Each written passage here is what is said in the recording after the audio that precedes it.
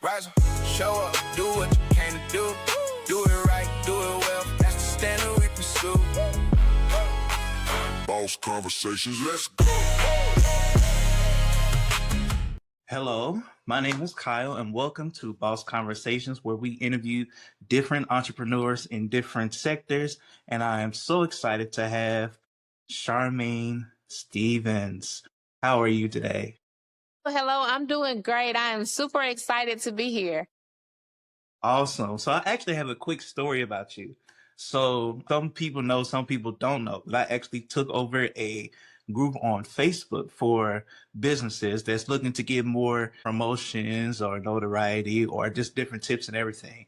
And so when we took over a few years ago, a lot of people was on that give me type thing. And I can honestly say with assurity, you are the only person that reached out and was like, hey, I just want to help. What can I do to help? So that meant so much. So thank you so much for that. Wow, that's surprising. Oh my God. Yes. Yeah. So you was the first person I talked to like in person when that happened. So I was like, okay, she seems cool.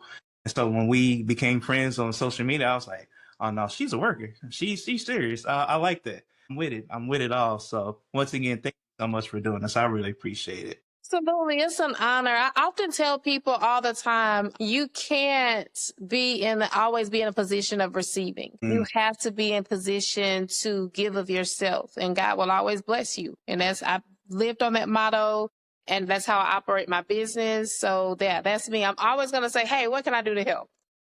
Absolutely. Yeah. And we greatly appreciate it. Yeah. So I know you as an entrepreneur, but for those who do not know you, can you please share just a little bit about who you are and what you do? Absolutely. Yes. So I'm Charmaine Stevens, known as the Ultimate Entrepreneur. I have a business coaching firm. I have been in business. June will be 13 years that I have been in business full time. Yes. It's definitely an honor. It's a blessing. And I started from being fired from corporate America. And my story is a little unique because my husband, I have the most amazing husband ever. And he told me, he said, you keep working these other people's jobs, you are going to miss God every time. So long story short, he invested in my business. I was able to get started and I haven't looked back. And I've been coaching. I've coached thousands of entrepreneurs all across the world. I've held a business seminar for the last 10 years. And now we're getting ready to hold our first business seminar in East Africa in June. So, so it's definitely a blessing. But I absolutely love teaching business owners how to scale and grow their business. That's my passion. Man, that's absolutely awesome. So shout out to the husband. I have not met him yet, but next time y'all come in Houston, let us know. We're going to do something. Absolutely. We'll do something. Yes, we have to. Absolutely. Absolutely. So my first question must be, well, I guess this would be the second question. Most entrepreneurs, because you are a coach, what is something that most entrepreneurs think is a lie, but it's actually true? So like, for example, something you can just, get online, get an LLC, and all of a sudden you're in business. That's a lie. That's where you start from a paperwork perspective, but that's not how you actually start a business. So what is something that you have come across quite often that most entrepreneurs believe, but it's actually a lie? Oh my God. The number one thing that I see so many people believe that's just not true is they feel like they can just wake up one morning, roll over and say, hey, I'm going to be a business owner today and I'm going to make 6 figures tomorrow. And it's not how it works. Am I saying it's impossible? No, with God, anything is possible. However, we have to think with our brain and not with leaves out on the street or in the yard. Like, come on, so that is the biggest misconception. And I'll add another one to it. A lot of people feel that they don't have to put in the work. Real. That's so real. So putting in the work. So in my opinion, with the different businesses that I've worked with or worked with, a lot of people feel they kind of treat it as more of a hustle than actually our actual business. So one thing that I always preach to my wife is I'm so big on systems. Can you kind of tell everybody what your philosophy is when it comes to systems versus a hustle? Oh my goodness. So I'll give you, we might not even have enough time. It's just so many systems, but if I had to name a few, definitely a lot of service-based businesses miss the mark because they don't have a CRM system. A lot of them don't have a POS system. They take Cash App for payments, and they just don't understand the magnitude of structuring your business with the proper systems, because you cannot scale without the proper systems in place. And so Very that's the thing. Definitely a CRM system, and that's just a customer relationship manager. So it's a place where you house all of your business owners, their email address, their phone numbers, their addresses, their birthdays, how to contact them, what they are working with you on, different workflows. So you want to have for my service-based people, you want to have a CRM system. So I think that's definitely top priority. Absolutely. Absolutely. Speaking of systems and things of that nature, when you talk about the different systems that you need for like emails and collecting phone numbers and things of that nature, if you had to pick one thing, what would be the first thing you would do once you collect the lead? If you're a service-based business or if you are a product-based business, just to kind of pick your brain, what do you think about that? Well, that's such a great question, because a lot of people get the leads and they let them go dead because they just sit on them. But within 24 to 48 hours, I typically say 24 hours of you getting that lead, you need to nurture them. And what I mean by that is creating a nurture series to where you welcome them and implement a welcome series as well. Hey, I'm not selling you anything right now. I just want us to get to know each other. Hi, I'm Charmaine Stevens. This is the name of my company. These are the things that I do. Tell me, what are you here for? What do you like best? What do you want to hear from in these emails? So you start to build that relationship. And after you do that, between maybe 3 to 5 emails, then you can go into what's called a segmentation. And that's segmenting your different clients in different categories. So you may have a person that needs business credit. You may have a person that needs marketing. You may have somebody that needs funding. But the marketing person, if they're excellent at marketing, they don't need to be over here. They need to be over here, where it's funding. They want to get funding, but they're good. So you don't want to put them somewhere that they're good already at. So yeah, it's just making sure that you streamline the proper system. And literally there's tools in place that can let you do that within no time. Absolutely, there sure is. So you were talking about funding. I know you're being a business coach. A lot of things that I run into from different business owners is lack of funding and how to either put yourself in the best position to receive it or even where to start. Is there something that you could tell some business owners that's going to be watching this where they can maybe start? Maybe not necessarily where to go to get the funding, because I'm sure that's in your course and everything like that, but maybe just where to start, just to get them started on the process of obtaining funding. Do you want better? I'll tell you where they need to go. Oh. Before they go there, your very first step, there's 16 different steps that are required to completely structure the foundation of a business.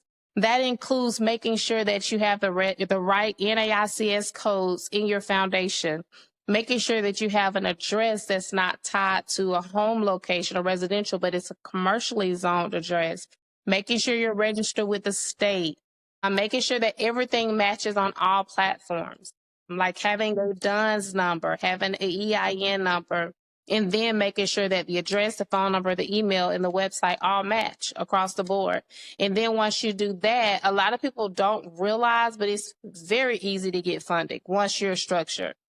You can go to the SBA, you can do CDFI funding, you can do a 7 loan. There's also tons of grants available, like ALICE grants, FedEx grants for Black or minority, Fearless Fund. It's so many different opportunities out there. But the number one thing that holds us back is not structuring a business. We're not properly structured. And when that happens, it stops us from getting the funding that we deserve to grow our businesses. That's true. That's so true. And I'm listening, but I'm also listening to pay attention as well. I ain't gonna lie. Sometimes I'll get on podcasts and I'll do podcasts, and sometimes they are really just a coaching session. I'm just gonna be completely honest. It's a free coaching session for me. Hey. So I'm cool with it all. Tell So, people all the time, if people dropping gems, you better pick them up. listen, all of them, every last bit of them. So, with you being so I know you said that you were married, and I believe you do have some children. Yes. Whew. But yeah, yes, I have a little small army over here. Like I have, me and my husband have been married. July will be 22 years that we've been married. We Awesome. have, yeah, we have 5 children. One of our children passed away actually during the pandemic. Yeah, yeah. She was 3 weeks old. Her story actually went viral for like a whole year. But she died. Well, she was born the day the world shut down, and she died on April 4th, Mm, 2020. Yeah. I am so sorry to hear that. Thank you. Thank you. So yeah, we're actually coming out of that season of, the day that she was born, the day that she passed. But God is good. God is faithful, and he is a healer. So we Absolutely. truly believe our daughter is completely healed and whole on the other side. But yeah, Absolutely. we have 4 other children here, ranging from ages 20 all the way to age 4. Okay. Nice. Is this a 4 going on 30 type situation? Yes, yes, he runs the house. He runs the house. Oh my goodness. So I have 3 boys and my daughter, she's 13. My son is 17. Aiden's 4, Addison's 13, Jeremiah's 17, and AJ's 20. So yeah. Okay. Yeah, you do. You absolutely have a little army Listen, starting lined up. it's Line never a up. dull moment. I can only imagine. So, with that being said, because you do have children, we also understand the importance of having a legacy. What does legacy in business to you look like? Well, that's good.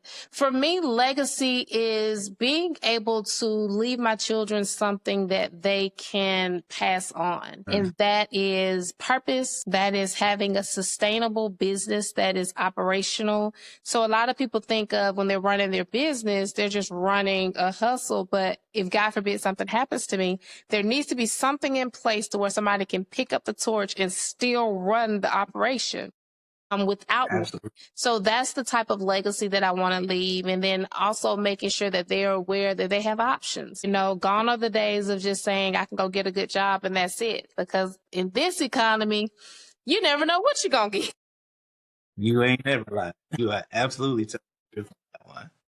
So, man, that's awesome. That's great advice as well. So, one of the things that you mentioned earlier that you said that you do in your business is you actually help other businesses scale. So, my question would be in that because I'm also interested in your opinion because I'll ask this question. It's one of the things you'll ask questions to 20 different people, you get 20 different answers. So, when you actually help other businesses scale, when they actually do begin to scale, what part of their business do you recognize that actually breaks first? I was literally saying this in my head as you were saying that. Like, knew what you were going to say. The first thing it breaks is the customer experience. It breaks Mm, because there's no okay. systems and there's no customer journey in place. Mm, Yeah. That's the number one thing that breaks down. And oftentimes it's not by choice. It's just because they're scaling and they're growing at a rapid rate to where they're not understanding that, hey, we still have to go back to the drawing board and audit our business to see, okay, what's missing, what needs to be added. If I wake up in the morning, there's 50 people in my pipeline. What is it that I'm going to do to ensure they get that same customer experience? understood. So I'm so glad you used the word that I was actually going to ask you next, audit.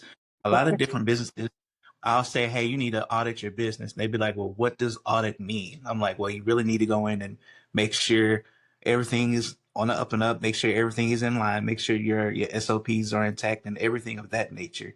Can you explain just in your words when you say audit your business, especially for those business owners that are looking to scale, what you would consider a proper audit, if that makes sense? Yep, absolutely. So the first thing that you want to do is when you go in and audit your business, you want to look at your day to day. What is happening in your business from feedback from clients, POS systems, invoicing, payments that are being made? You want to look through everything to see what's current, where's the gaps, where are the leaks at? And that way you go in and you don't put a Band-Aid on them, you actually fix those leaks. Because what'll happen is that leak will turn into a hole and it'll flood. And then your business is going bananas because you really didn't take the time to go in and audit these different lanes of your business. Right. Absolutely. So do you believe that there is I want to make sure I say this correctly. Do you believe a lot of businesses don't properly audit their business, or do you think either they don't properly do it, or do you think they wait too late to do it? A lot of them don't. If you line up 10 businesses, you would probably have 2 to 3 of them that audit their business. And the issue is, it's not that they're not trying, they just don't know. It's lack of knowledge. Yeah, absolutely. That's one thing I actually explained to my wife. She is actually in the industry of entertainment. So I'm like, I don't think that some people don't do it just because whatever the situation is. I just think they just don't know. And that is, like you said, it's a lack of knowledge type situation. So with that being said, because they don't know, well, let me rephrase it like this. Because you are such a ultimate entrepreneur, a lot of times you have those moments where it's not necessarily always pretty or it's not glamorous. So it's almost like a dark side of the business. So has there ever been a moment to where there was a I ain't gonna say dark, but maybe a not so bright moment to where you had to make a decision, a high stake decision? And how did you really come about making that decision? Like, what was your framework or thought process? I've had a couple of those moments to where I had to make an executive decision that literally, and I'm going to be completely honest, it had me in a ball crying. Literally, fetal position crying. Because I had to make some really tough decisions. But it was either I make this decision that was really hard, or my business would suffer hundreds of thousands of dollars. Ooh. Yeah, so I had to say, okay, we got to make this decision, and it has to be made. And it was from an audit, me just going through my business and realized that it was bleeding, and literally it was about to bleed out. And and so it's hard, but I often say I've been in business almost 13 years. I've seen a lot, a whole lot, and I've endured a whole lot more. But scaling a business from nothing to 6 figures in the first year, by year 5 to 7 figures, and consistently hitting that year after year, it comes with a lot of turmoil, and it comes with a lot of frustration, if I'm being honest. But because you have to hire slowly and fire quickly. Yeah. And I had to learn that because I'm a love everybody, save the world type person. But I had to quickly learn that I cannot let people stay on this ship if they're poking holes in it. Okay, so my next question would be, because you are a coach's coach, and I can actually say this is the first time we've actually talked at this length, and I can absolutely tell that you are a coach's coach. And there's nothing wrong with that whatsoever. I absolutely love it. And you're very much so a teacher. So that's so dope to me. I love teaching. For that entrepreneur that is looking to go to the next level, what would be your advice? If they're looking to go to the next level, hey, coach, I'm looking to go to the next plateau of my business. What is some advice that you can give to them? That's a really, really great question. So the first thing that I will say is, what problem do you solve? I tell people all the time, when you're getting ready to scale, I need you to tighten your message. What problem do you solve? And how can you solve it? That's all you need to know. And that's going to get you paid over and over and over and over again. Because if you become a known problem solver in that lane, you're essentially going to be the go-to. Absolutely. Somebody's going to always say, hey, go to this person if you need this right here. A lot of times we get so caught up in the jargon of marketing that we miss our clients because they don't know what they're talking about. They don't understand what you're saying. They're just like, okay, they said something, but I really didn't understand it. So because I don't understand it, I can't tap into it. I can't connect to it. And if I can't make a connection or an emotional attachment to what's being said, then I can't buy. Studies show that every purchase is made with an emotional choice. No matter what it is, there's an emotional happening release when we're getting ready to make a purchase. But if there's no attachment, like for example, if you know that you have bad credit and you need your credit repaired, you're embarrassed about it, but you know you need your credit repaired. But you're like, okay, who can I go to that can guarantee that they're going to actually do what they say they're going to do? Mm-hmm. So the person that fixes the credit, hey, if you stick and say with me, I can have you ready to purchase a house, purchase a car, receive funding, have a credit score that you're proud of. All of those things are pain points. But if that person that's a credit repair person doesn't express those pain points, we're not going to be able to relate. So therefore, if we can't relate, we can't buy. True. Very true. One of the people that I follow and I kind of consider like a digital mentor, I have and I've been telling my wife this, I have a digital circle. So on my social media, I try to only follow like 6 to 7 people because everything else is just noise in my opinion. It is. It really is. And one of the things he said, if you find a pain point that you can solve for $1, sell it for $2. There you go. The simplest things I've ever heard. I was like, yo, I can understand that. I completely understand that. So just like you said, the emotional connect and the pain point, that is definitely right there on point. Mm-hmm. One question I've always wanted to ask, if you had to start all the way over, no audience, no money, you had to completely start from scratch, how would you start? That's good. I would start exactly how I started the first time. I've always said, God forbid if it was all taken away today, I'd go right back out tomorrow and give me 6 months and I'll build it all right back. Because a lot of faith, a lot of prayer, and a lot of listening to God guiding me. But then the practical things are, I'm getting up every day like I'm going to a job. I'm getting up 6 o'clock, getting dressed, getting out the door, and my foot are going to be on the pavement. I'm going into coffee shops. I'm going into restaurants. I'm going everywhere. I'm talking to people. I'm passing out cards. I'm joining the Chamber of Commerce. I'm attending networking events. I am getting my face everywhere. I'm going to take a couple of flights and go out to different cities because I don't believe in just building in one place. Definitely was able to grow by building abroad. Mm-hmm. Yeah. That's how I would do it. And I would just stay consistent with it. And then I would also have a system in place. So now we're in the world of technology. So when I'm meeting people, hey, scan this QR code. Can you leave me your email address?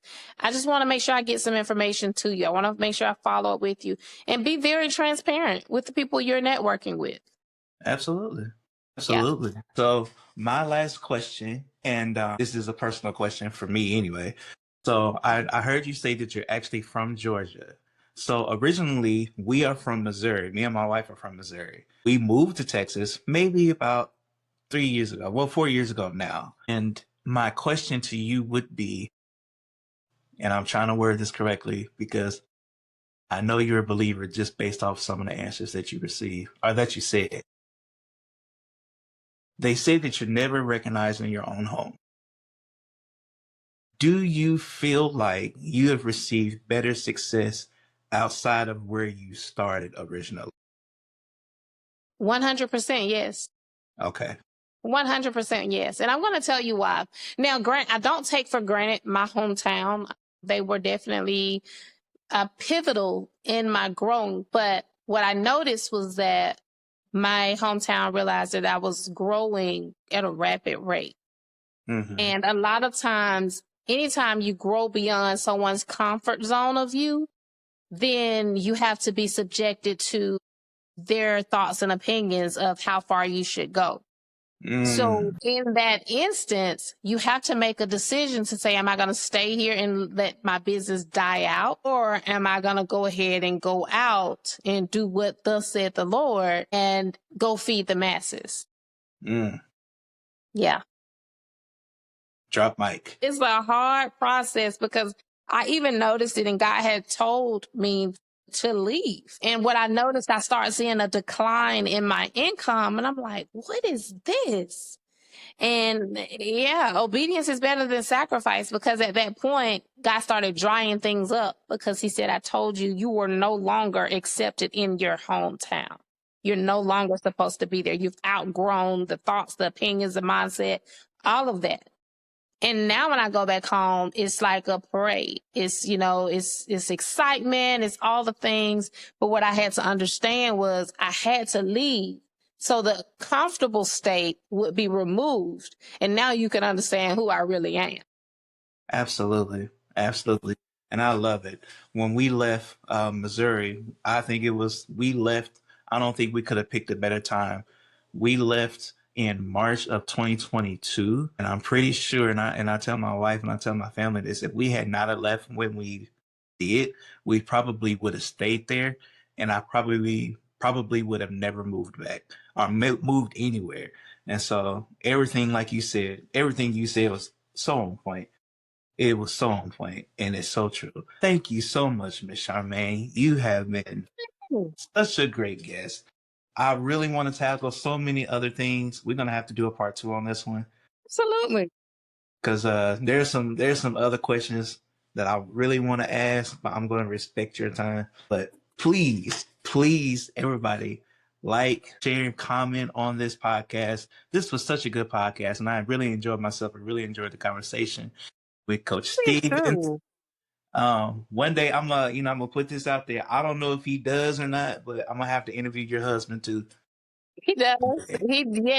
He does interviews as well. So yes, you gotta interview him. Just send me an email and I'll get you on his calendar for sure. Cool. I'm gonna see if I can pull my wife in on one of these interviews as well. Maybe we can do a couple interviews. That would be dope. Absolutely.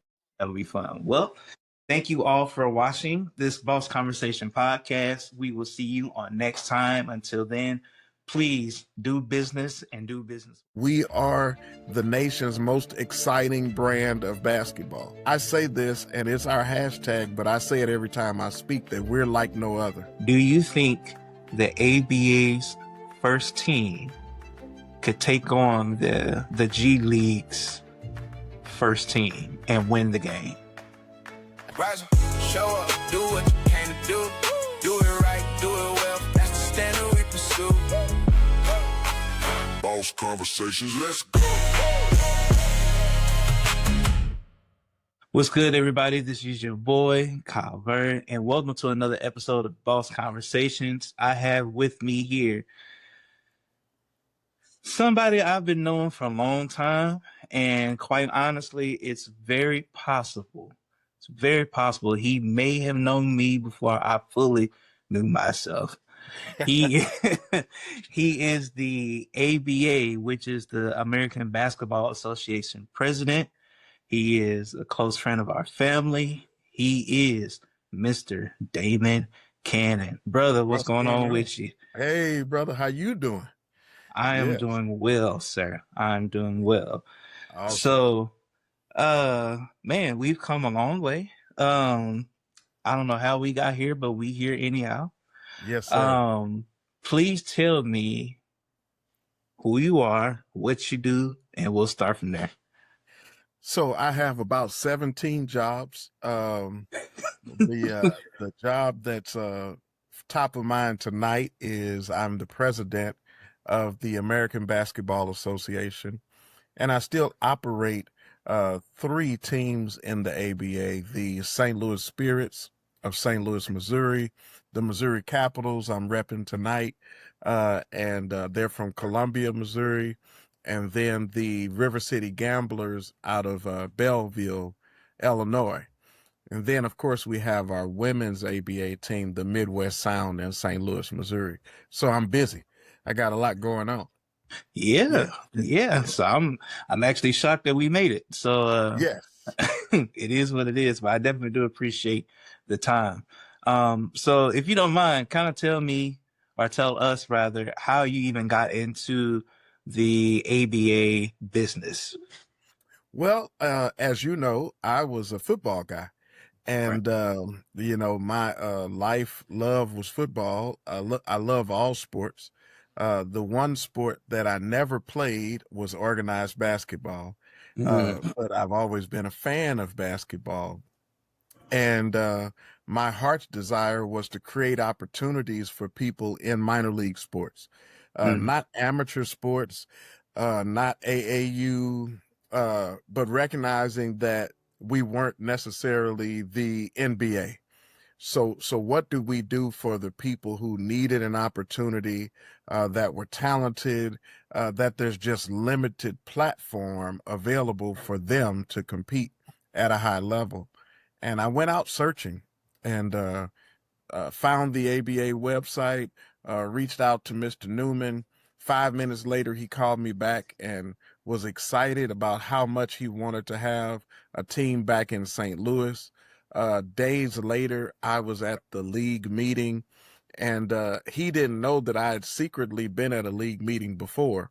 But I was kind of hiding in the corner checking things out. mm, But at this time, I was ready to move, and we had him at the meeting. And days later, I was in that league and didn't know what I was doing. Uh, this was a classic case of my God shall supply all of your needs, because I was a football guy. mm, I wasn't correct connected with the basketball community. One of my coaches, my head coach at that time, was a former football teammate of mine, who also played basketball. But he was came on. That was Dave Strode, and took a chance on me and some others that were willing to come out, and we built this team that was the St. Louis Spirits. And I shouldn't even say we. God built this team mm, that was the St. Louis Spirits, and He sent the people and put together a team that in 2 seasons lost 3 games. So dang, you go figure that out. They were a great lightning in a bottle of great guys on and off the court that helped launch our organization. And mm, we had some good people that came to help us off the court, that I never would have made it. I tell them still, we never would be where we are as a league, as a team, or otherwise if it wasn't for them. But they helped us to propel the St. Louis Spirits and our sister teams to being a national brand and one of the leading organizations in the ABA now. that's so dope, man. Yeah, crazy. So, Mr. Newman, if I'm not mistaken, I think he was wasn't he the original founder of the Pacers? He was a part of the Pacers organization. He didn't Okay. found it. Oh, okay. But he was definitely heavily involved in the Pacers organization and the original ABA. And he and Dick came back later on around 1999, and they had a coffee meeting and discussed, what do we do if we just bring the ABA back?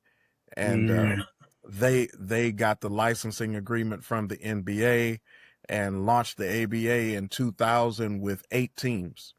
mm, And there was only 7 teams, and part of the NBA agreement was that we had to have 8 teams. So Mr. Newman actually went and formed the 8th team just so they could stay in compliance with the licensing agreement. And mm. to think that he started from there with 7 and a possible if we were playing spades. Yes, And sir. he went from 7 and a possible to now we have over 100 active teams in the United States alone, not counting our international affiliates, which is just crazy. So fantastic. We just celebrated our 25th anniversary, and in 25 years, to first of all last 25 years, is a huge credit to him and his leadership and the Mhm. teams that make up this league. But then to be the largest professional sports league in America over that time is just crazy Yeah, by all means. that's very crazy. 25 years doing anything is a long time to do anything. Right, right, right. You So you that's almost 25 now, right? You said. nah. I'm we're not even gonna talk about that. I am 40 plus. I am Woo! 40 plus. Yeah, I'm getting up there, man. But Yes, you sir. know, all is well. It's good Um, to get up there. Absolutely, Yeah. absolutely. So with the ABA now being the largest sports league in America, Yes. what do you think is the major difference between the ABA and the NBA? Well, I say this, and it's our hashtag, but I say it every time I speak, that we're like no other. Mm, Uh, Even the NBA gets the benefit of huge TV money. mm, Their TV contracts alone are the single most significant reason why they have the league-wide success that they have. And that is one of the primary differences between that league and our league. The talent that we have, the people that we have that are hungry, that are still getting it and jumping on the floor and fighting to go overseas. And every once in a while, we get a player that gets a cup of coffee in the NBA and they don't disappoint, you know. that's dope. But the primary difference is just the national marketing and presence from TV and media, Mm, that we are actually working on now. Now, when we close, I didn't say if, but when we close this national media package, then we're going to be unstoppable, because we are the nation's most exciting brand of basketball. I mean, mm. everybody that thinks that the NBA is great, it's only, and no shade on the NBA, but all they have to do is come to one of our games. And when they see the 3D light going off and they see people actually playing defense and full court press and the excitement of what's going on in the ABA game, and people don't even know what's going on, but they're up and screaming 3D and jumping and and everything, you leave out of there with your heart racing and excited and saying, when am I going to go to the next game? So yeah, when we get this TV deal, watch out for us. Man, that's awesome. I can't wait for the Yes. deal to come to pass, man. Yes, For sir. sure. So basically, a lot of things that's going on now, especially in media, they're doing a lot of behind the scenes things and different programming that is really specializing like a day in the life of, whatever the case may be. So what is the day in the life of a ABA president like? um Frightening question. Well, I mean, it's like okay, so let it's me, like no because I other. understand you got like 17 too, It's so yeah, yeah. we gotta, yeah, but Yeah, go ahead. it's a day like no other. I mean, we have, like I said a moment ago, we have over 100 teams nationwide, and we have a diversified ownership base, uh, from people that are ordinary people. So Hmm. many of our owners still have jobs. Mm, Some of them are independently wealthy, but most of them still have a career doing something else, and mm, they invest in basketball. They invest in the careers of others. And so every day we have a unique situation as we're developing and working on things that are going from coast to coast. I might have to deal with wildfires and a blizzard in the same day. mm, Uh, I mean, figure that out, and a yeah. flood, and a flood, right? You Man, know about that. And absolutely. we're dealing with players, and our players, most of them are professionally something else. They're Mm, pro basketball players, but they also have full-time jobs doing something else. They're also still in school. They're also starting families. And so it's a wild dynamic of people that are dealing with so many different challenges, but they love this game. yeah. And so every day for the president is different. I have 4 outstanding regional directors and their assistants, and there's no way I could make it work without them. But they are touching those teams and their communities every day. And I think that's what's really distinguishing between us, because everybody can't access an NBA team. True. Even if you're an NBA fan, if you're a Rockets fan, that doesn't mean that you could just walk up and go get Kaminga and say, "Hey, let's go have lunch," or Absolutely. come to my school and read a book. Yeah. But these are people that are in the community, that are tangible, that people can come and take a picture with and shake their hands and they know them. They live in their neighborhoods. They play in the gyms where they are at, and you don't need a ticket to actually connect with them, and Yeah, that makes a big impact. absolutely. So you were talking about impact. I know we talked about it a little bit earlier, or a couple of days ago, rather, about the Mhm, things that you do off the court. Just kind of mhm. wanted to know if you could share a little bit about that because it's not just about what happens on the court, but also what happens in the community. So just to kind of shed some light on what you all do in the community as well. Well, as a league, one of our core principles is community engagement. Um, we're not here just because we're stars and we take a great picture. We're here because we want to change the community around us. So Mhm. let's keep it real. Some of these guys are here because they needed a chance. They needed an opportunity. They needed a second chance and a platform to continue their career because maybe things didn't work out for them in college, or maybe they didn't get drafted like they thought. And now they're in a strategic position to go back and touch the little G's in the neighborhood, and the YNs, they say, and they can go and be tangible and get Mm, in their face and say, hey, this is what you really need to do. And so you find that each of our teams in different areas, they have different initiatives, but they connect with local community organizations. So mhm, so whether that be the Urban League or Salvation Army or cancer initiatives or fatherhood initiatives, you'll find that all of those things are prominent from city to city that meet the needs of the city, that our teams are front and center, and we're finding ways to help those organizations thrive. It's one thing to come see the basketball game, but when the game is over, how do we change that community? right. In St. Louis, we have an initiative for young men reading, and some of our players are actually going to elementary schools to just sit down and read a book. And Mm, and I hate to say it this way, but we're reading a book to so many kids that don't have a dad. mm, They don't even have a dad that's there, let alone is he reading to them.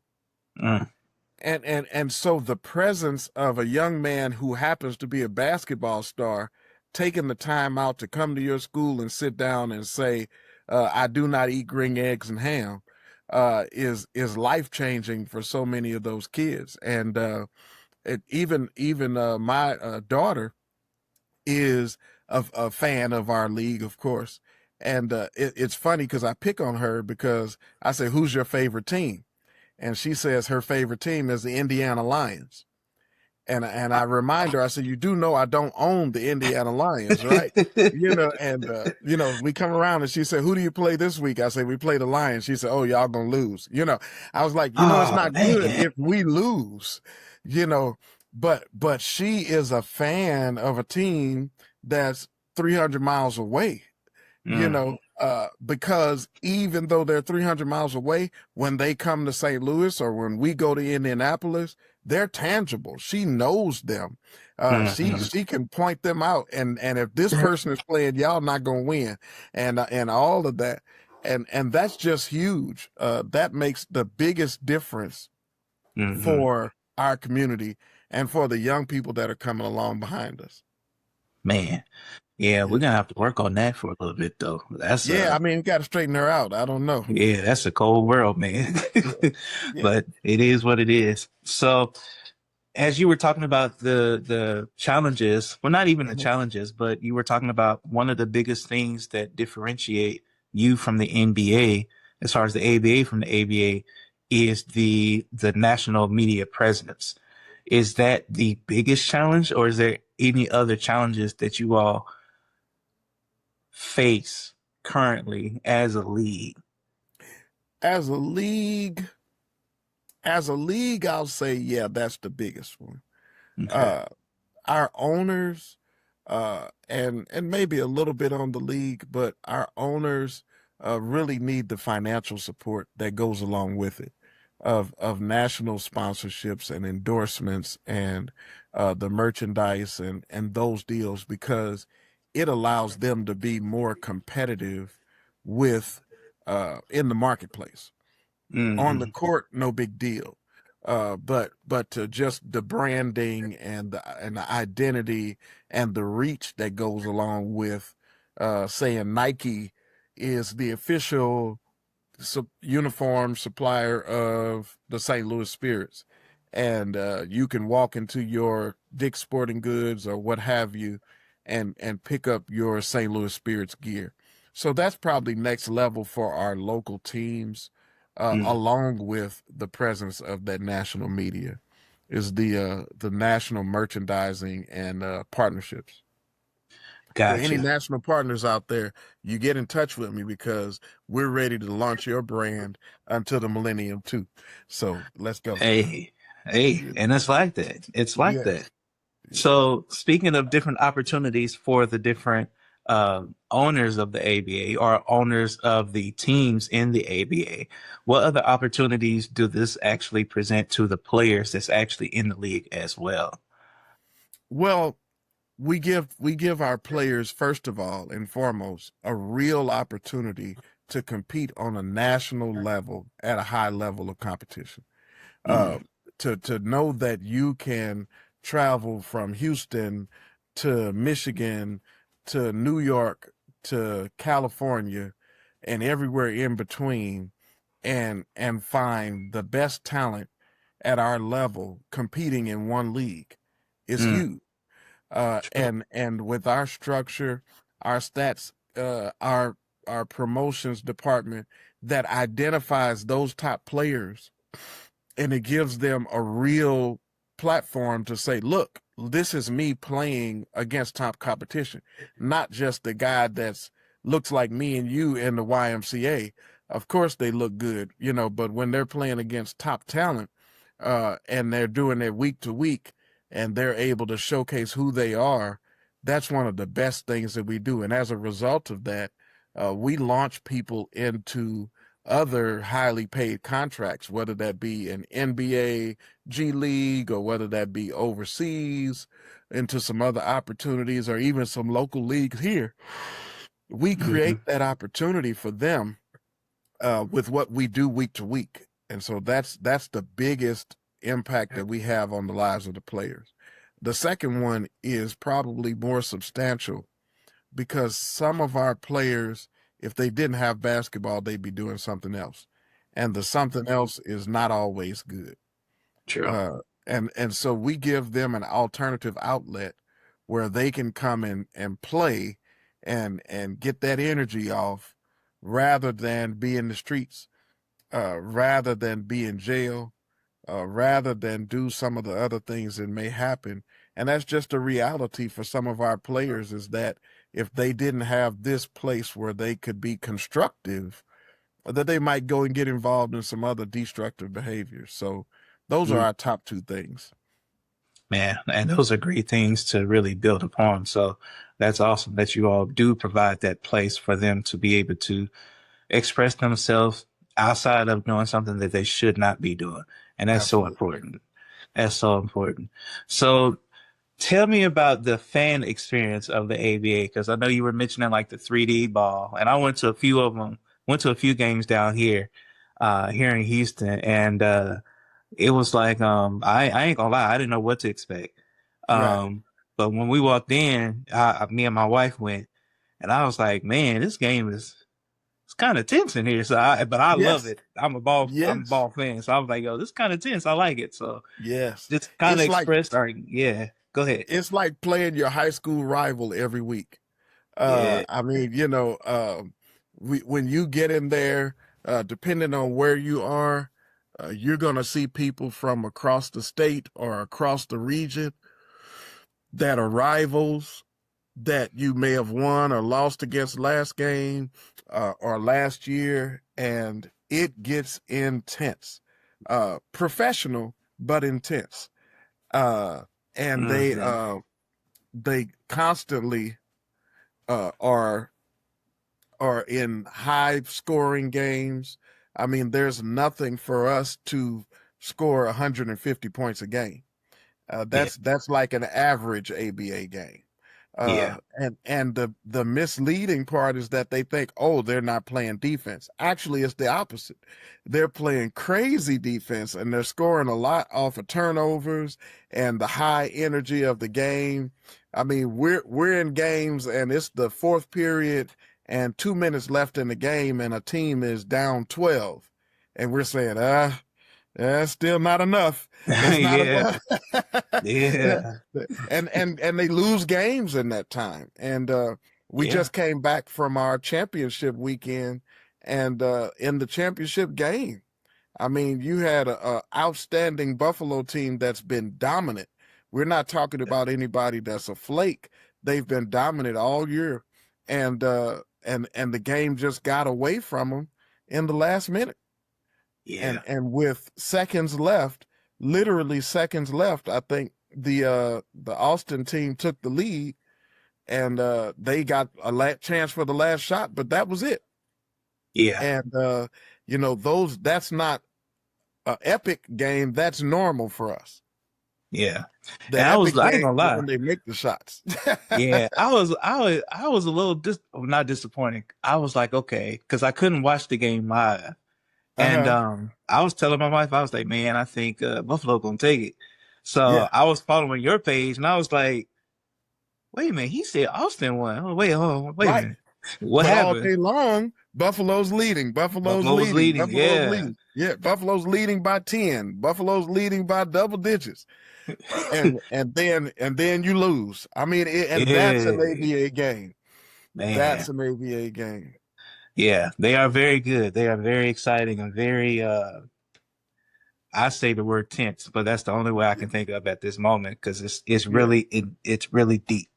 But it is. I like ball, so anytime you have and you really nailed it on the noggin, like it's like a high school rivalry game. It's Yes. really what it's like. So Yeah. definitely a good product. Definitely a good product. So Thank you you. mentioned that you all just finished that. I believe you all were in Atlanta. Mm-hmm. So I saw that next year you all are going to Vegas. All the way, sir. And what happens in Vegas will not stay in Vegas. I'm telling you, it's going all over the world. It's going to be special for us to go to Vegas and have our championship weekend. And when I say our championship weekend, there's so much going on that you can't attend it all. I mean, we have a 3-on-3 tournament that's a cash tournament. We have our owners meeting. We have the Final Four. We have the All-Star game. We have the three-point competition, slam dunk competition, the championship game, a party. I mean, it's it's so Man, much going on, and I can't even begin to tell you how much we're going to do. And we're going to be in Vegas. I don't think it's going to be ordinary. I mean, we are going to rock the wheels off of that thing. It's going to be outstanding. And I'm still going to be a preacher, but it's going to be special. I'm just going to say. I'm saying it's going to be special. disclaimer. They don't let me go to the fun stuff, Kyle. Oh They man. let me come and stand out there and be important. They say, "Okay, pastor, go back home." But I'm gonna get mine Oh. in. Just trust me. I'm gonna pop a balloon or do something. I'm not gonna be just sitting there reading a book. I guarantee you. I'm gonna go see Michael Jackson or somebody gonna be doing Hey, something. that whole Yes. part. But That's what's but up. really, I want to encourage all of your fans. We're talking about the middle of April. You need to clear your schedule so that you can come and be a part of that weekend. It's not just about the teams. It's about the fans. It's about the families that come. When I tell you, we had people in Atlanta from Vermont. We had people in Atlanta from Phoenix. We had Man. people in Atlanta all over the country that traveled to be a part of that weekend. And when I talked to them as they were leaving, they were like, "We can't wait till next year." You Wow. know, we can't wait till that. Buffalo brought a whole busload of people. You would think they Man. wanted to just fly in. They had a whole fan bus that rode from Buffalo, New York to be in Atlanta, and they didn't come to be quiet. I mean, they they were Yeah, lit they from the live, time man. they got off the bus. I mean, they came to take care of business and just came second short. So I mean, it's a great experience, and I hope that everybody will plan to be there. Let's pack it out. Let's make it a great experience, and don't miss the opportunity. Absolutely. Absolutely. So understanding that it's next year, Do we have a place in mind already, or we just know it's going to be in Vegas? Still in negotiations on the actual venue, Okay. but yeah, we won't be in the Sphere, and It's all good. and I do know that Yeah, we did have some other ones, so I won't scoop myself, but there are some other substantial venues that are in talks. But it's going to be driven by who's coming. absolutely. Those of you all that are coming to be a part of that weekend, put pressure on me. Put Oh pressure yeah, on me that we need that maximum capacity so that we can sell it out and make some noise in Vegas next year.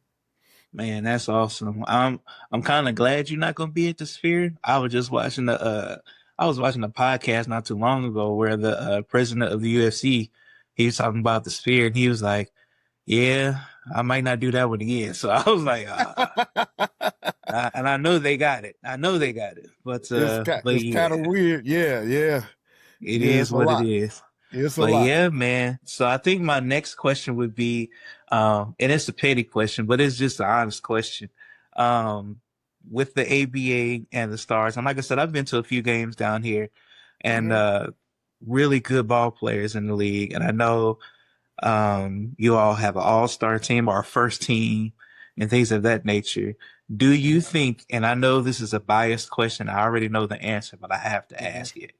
Do you think the ABA's first team could take on the G League's first team and win the game? Absolutely. Absolutely. But no hesitation. No hesitation at all. None, none. Full throated. There's not that much difference between those players. Mm, Those players, the biggest difference that you're gonna see from the player that's in the G League All Star or first team and the ABA All Stars is gonna be probably their college background. mm, That's gonna be the difference. The guy that comes out of Duke, uh, the guy that comes out of Michigan, and hey, I didn't get drafted, but I'm gonna still hang around.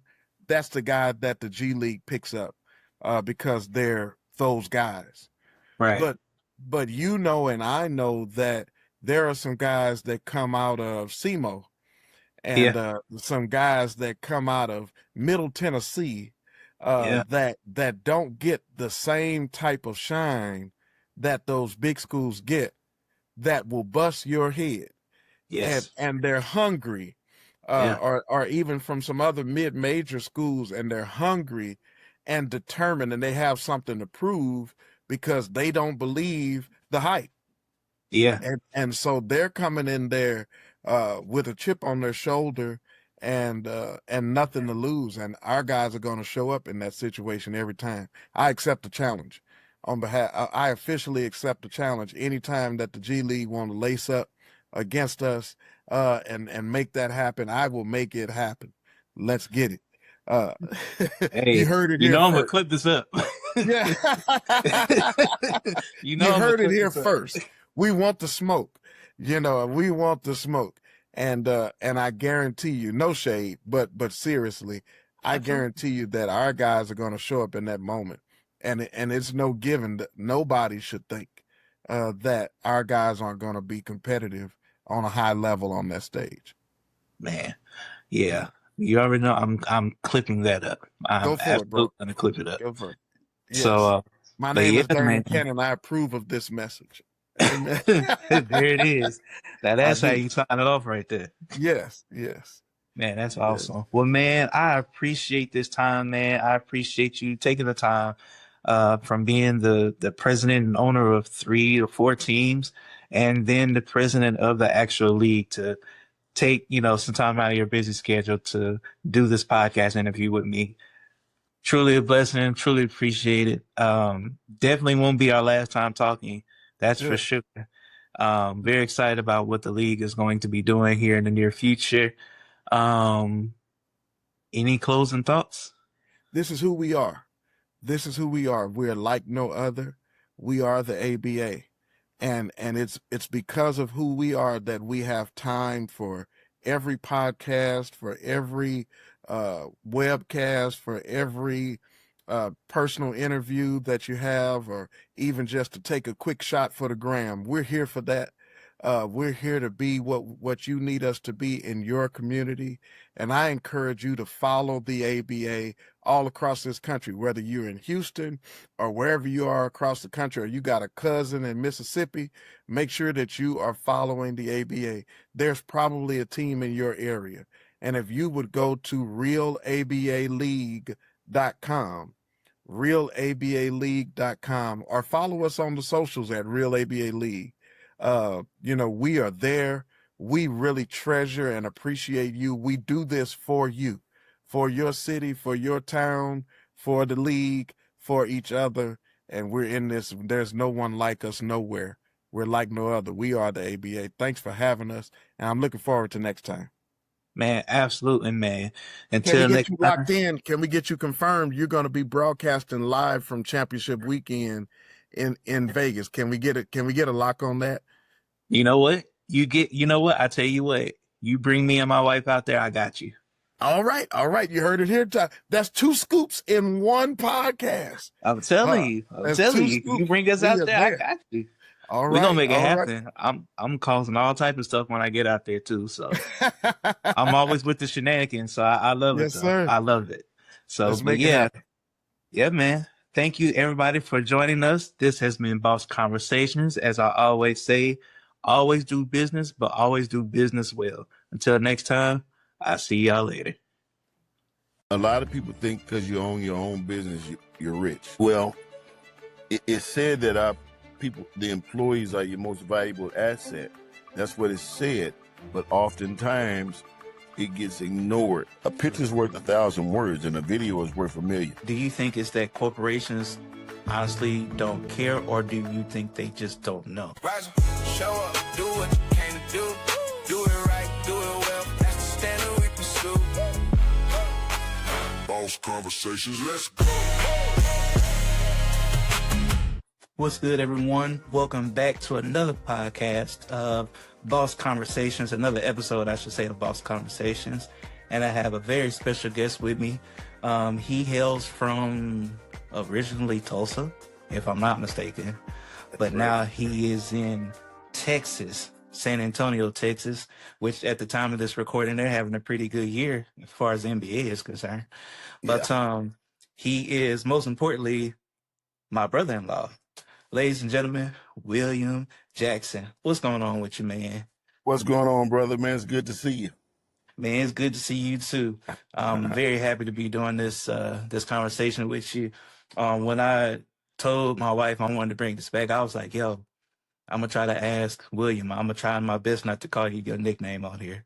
So I'm going to have to ask William if he would do it. She was like, does he do business? I was like, yeah, he absolutely does.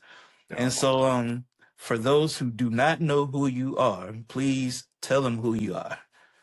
Well, my name is actually William Jackson. Nobody ever calls me that except for my wife and the government. And but my professional name is actually Jack Jackson. So I go by Jack Jackson. That's the way I'm introduced at conventions and conferences that I speak at. Even at church, most people don't know my name is William. They think it's Jack, but it's been sticking with me for years. Jack was my daddy, Big Jack, and I was Little Jack. And now that I'm not little anymore, they just dropped the little part and they just call me Jack.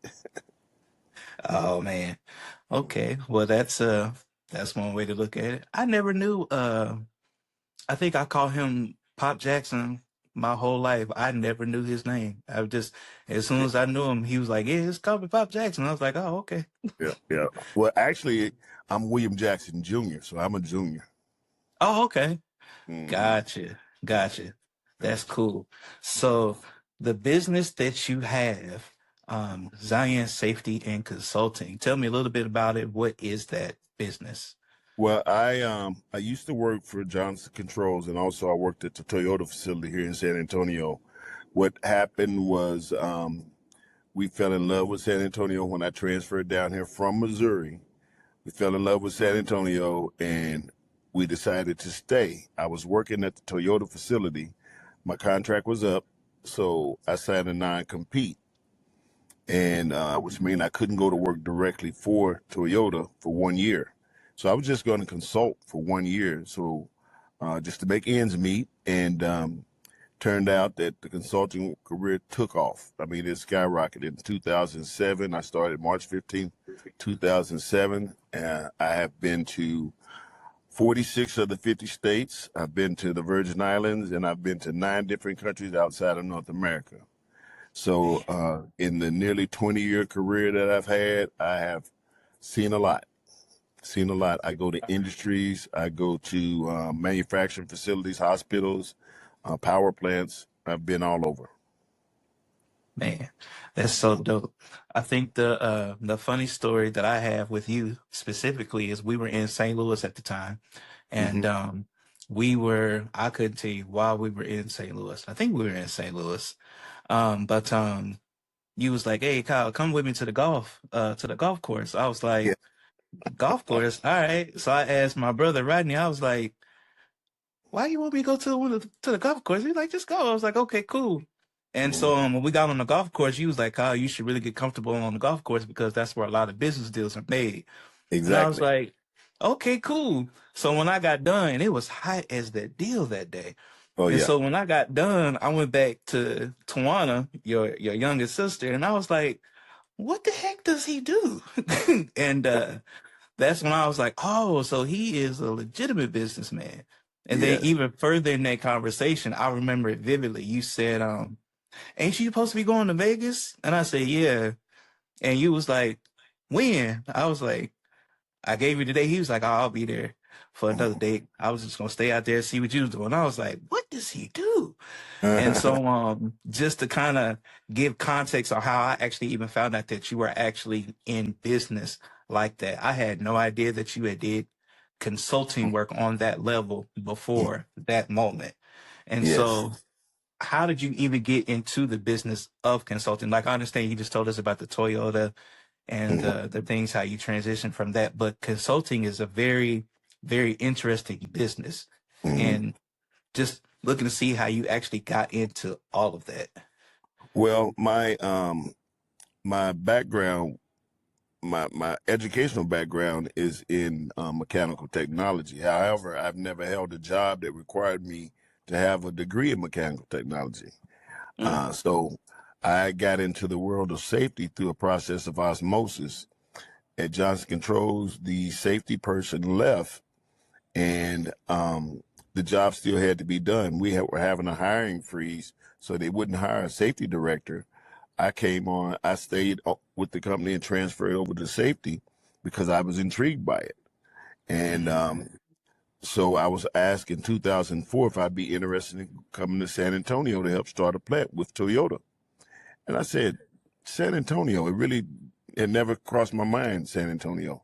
So I decided to go ahead and take the leap of faith with my wife and my 2 daughters. Well, actually, my oldest daughter didn't come to live with us because she was graduating from high school that year. So mm, we decided to come on down. And what happened was my contract was up and they wanted to send me up north. Well, after I spent one winter here in Texas, I said, I'm not going back to that cold. They can have that cold. So I had an agreement with the president of Toyota at the time that just wait 1 year. He said he would give me some consulting jobs, and I knew I was hiring consultants for certain jobs anyway, and I knew that it could be lucrative. So I decided to do that temporarily. But I mm, was making more money than I would working for a company, and I was working less.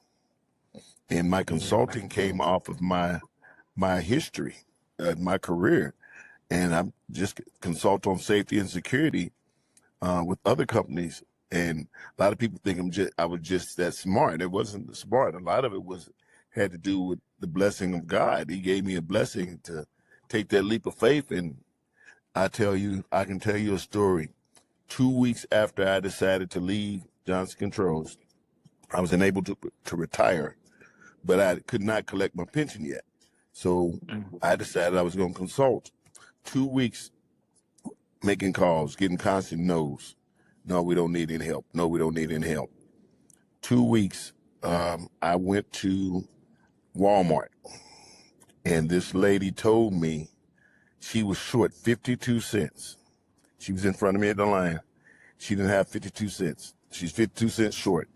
I gave this lady $1, and she was so excited. This lady that I gave her $1. She said to me, she said, I don't know who you are. She said, but if I ever have the opportunity to repay you, I will repay you tenfold.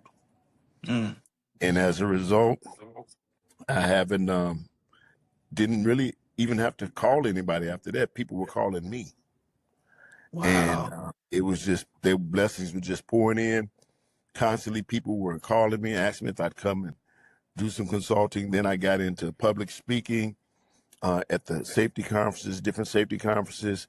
And 2012, it really took off for me. I was getting asked to do more speeches than I was actual consulting.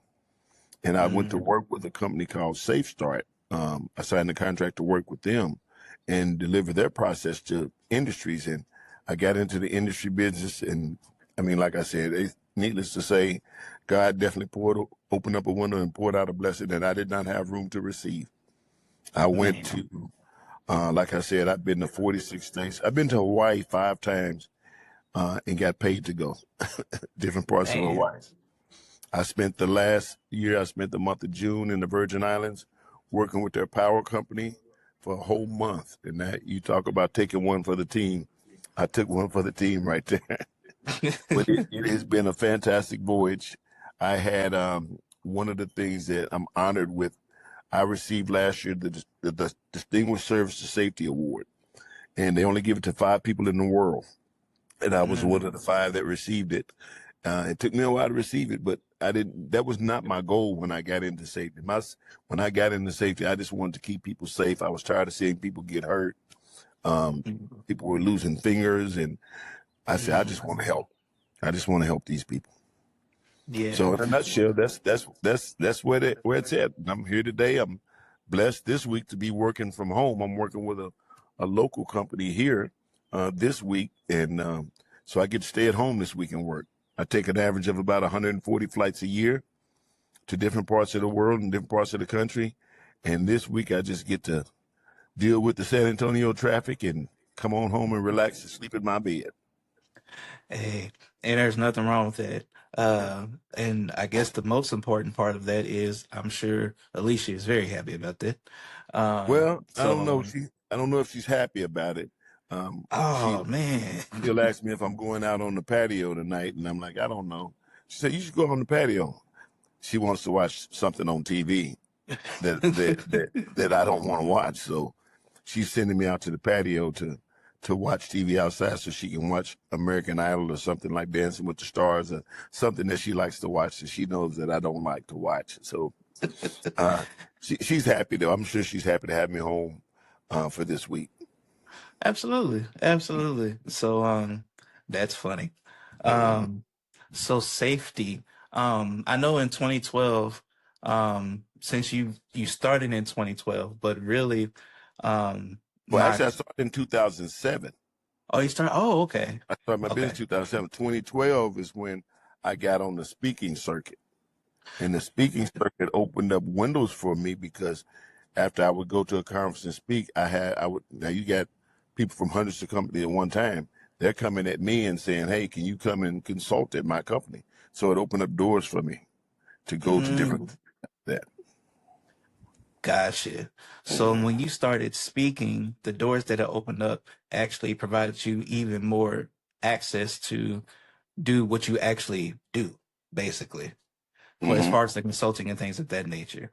So the first question I do have for you is, with you being in the industry of safety, when COVID-19 hit, how did that really affect the business? Because I assume because you're in safety, it grew the business, but I'm not sure because it's COVID. So I mean, I know safety, I think if I'm not mistaken, in the industry that you're in as far as safety is more so for mechanicals, but I'm not sure. I don't want to assume. So that's why I was asking, how did that really hit the business?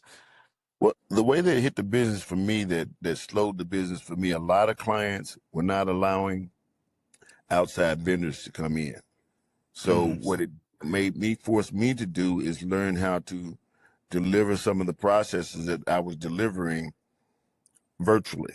So became good friends with Zoom and Teams and Google Meets, all of those, because that was the only way that I could get uh, into the companies was through that. I went from 140 flights a year to that. The first year of COVID, I took about 20 flights. It was a mm. very few people that would allow you to come in. Everywhere I went, they check your temperature. And I'm going to say God bless me there too, because I've never had it. That is a blessing. Mhm. I was never able to. I never got it either. So I'm very thankful for that. Hmm. Um, And my wife had it 7 times. Alicia had it 7 times.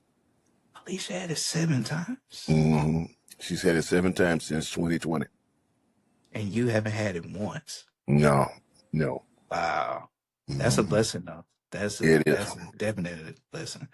Um, so consulting. A lot of people look at consulting as a. I'm trying to make sure I word this correctly. It is a real business, but a lot of people that I've encountered look at consulting more so of a very niche business. Mhm. Whereas you get paid for what you know, not necessarily what you do. Um, can you define consulting from your perspective?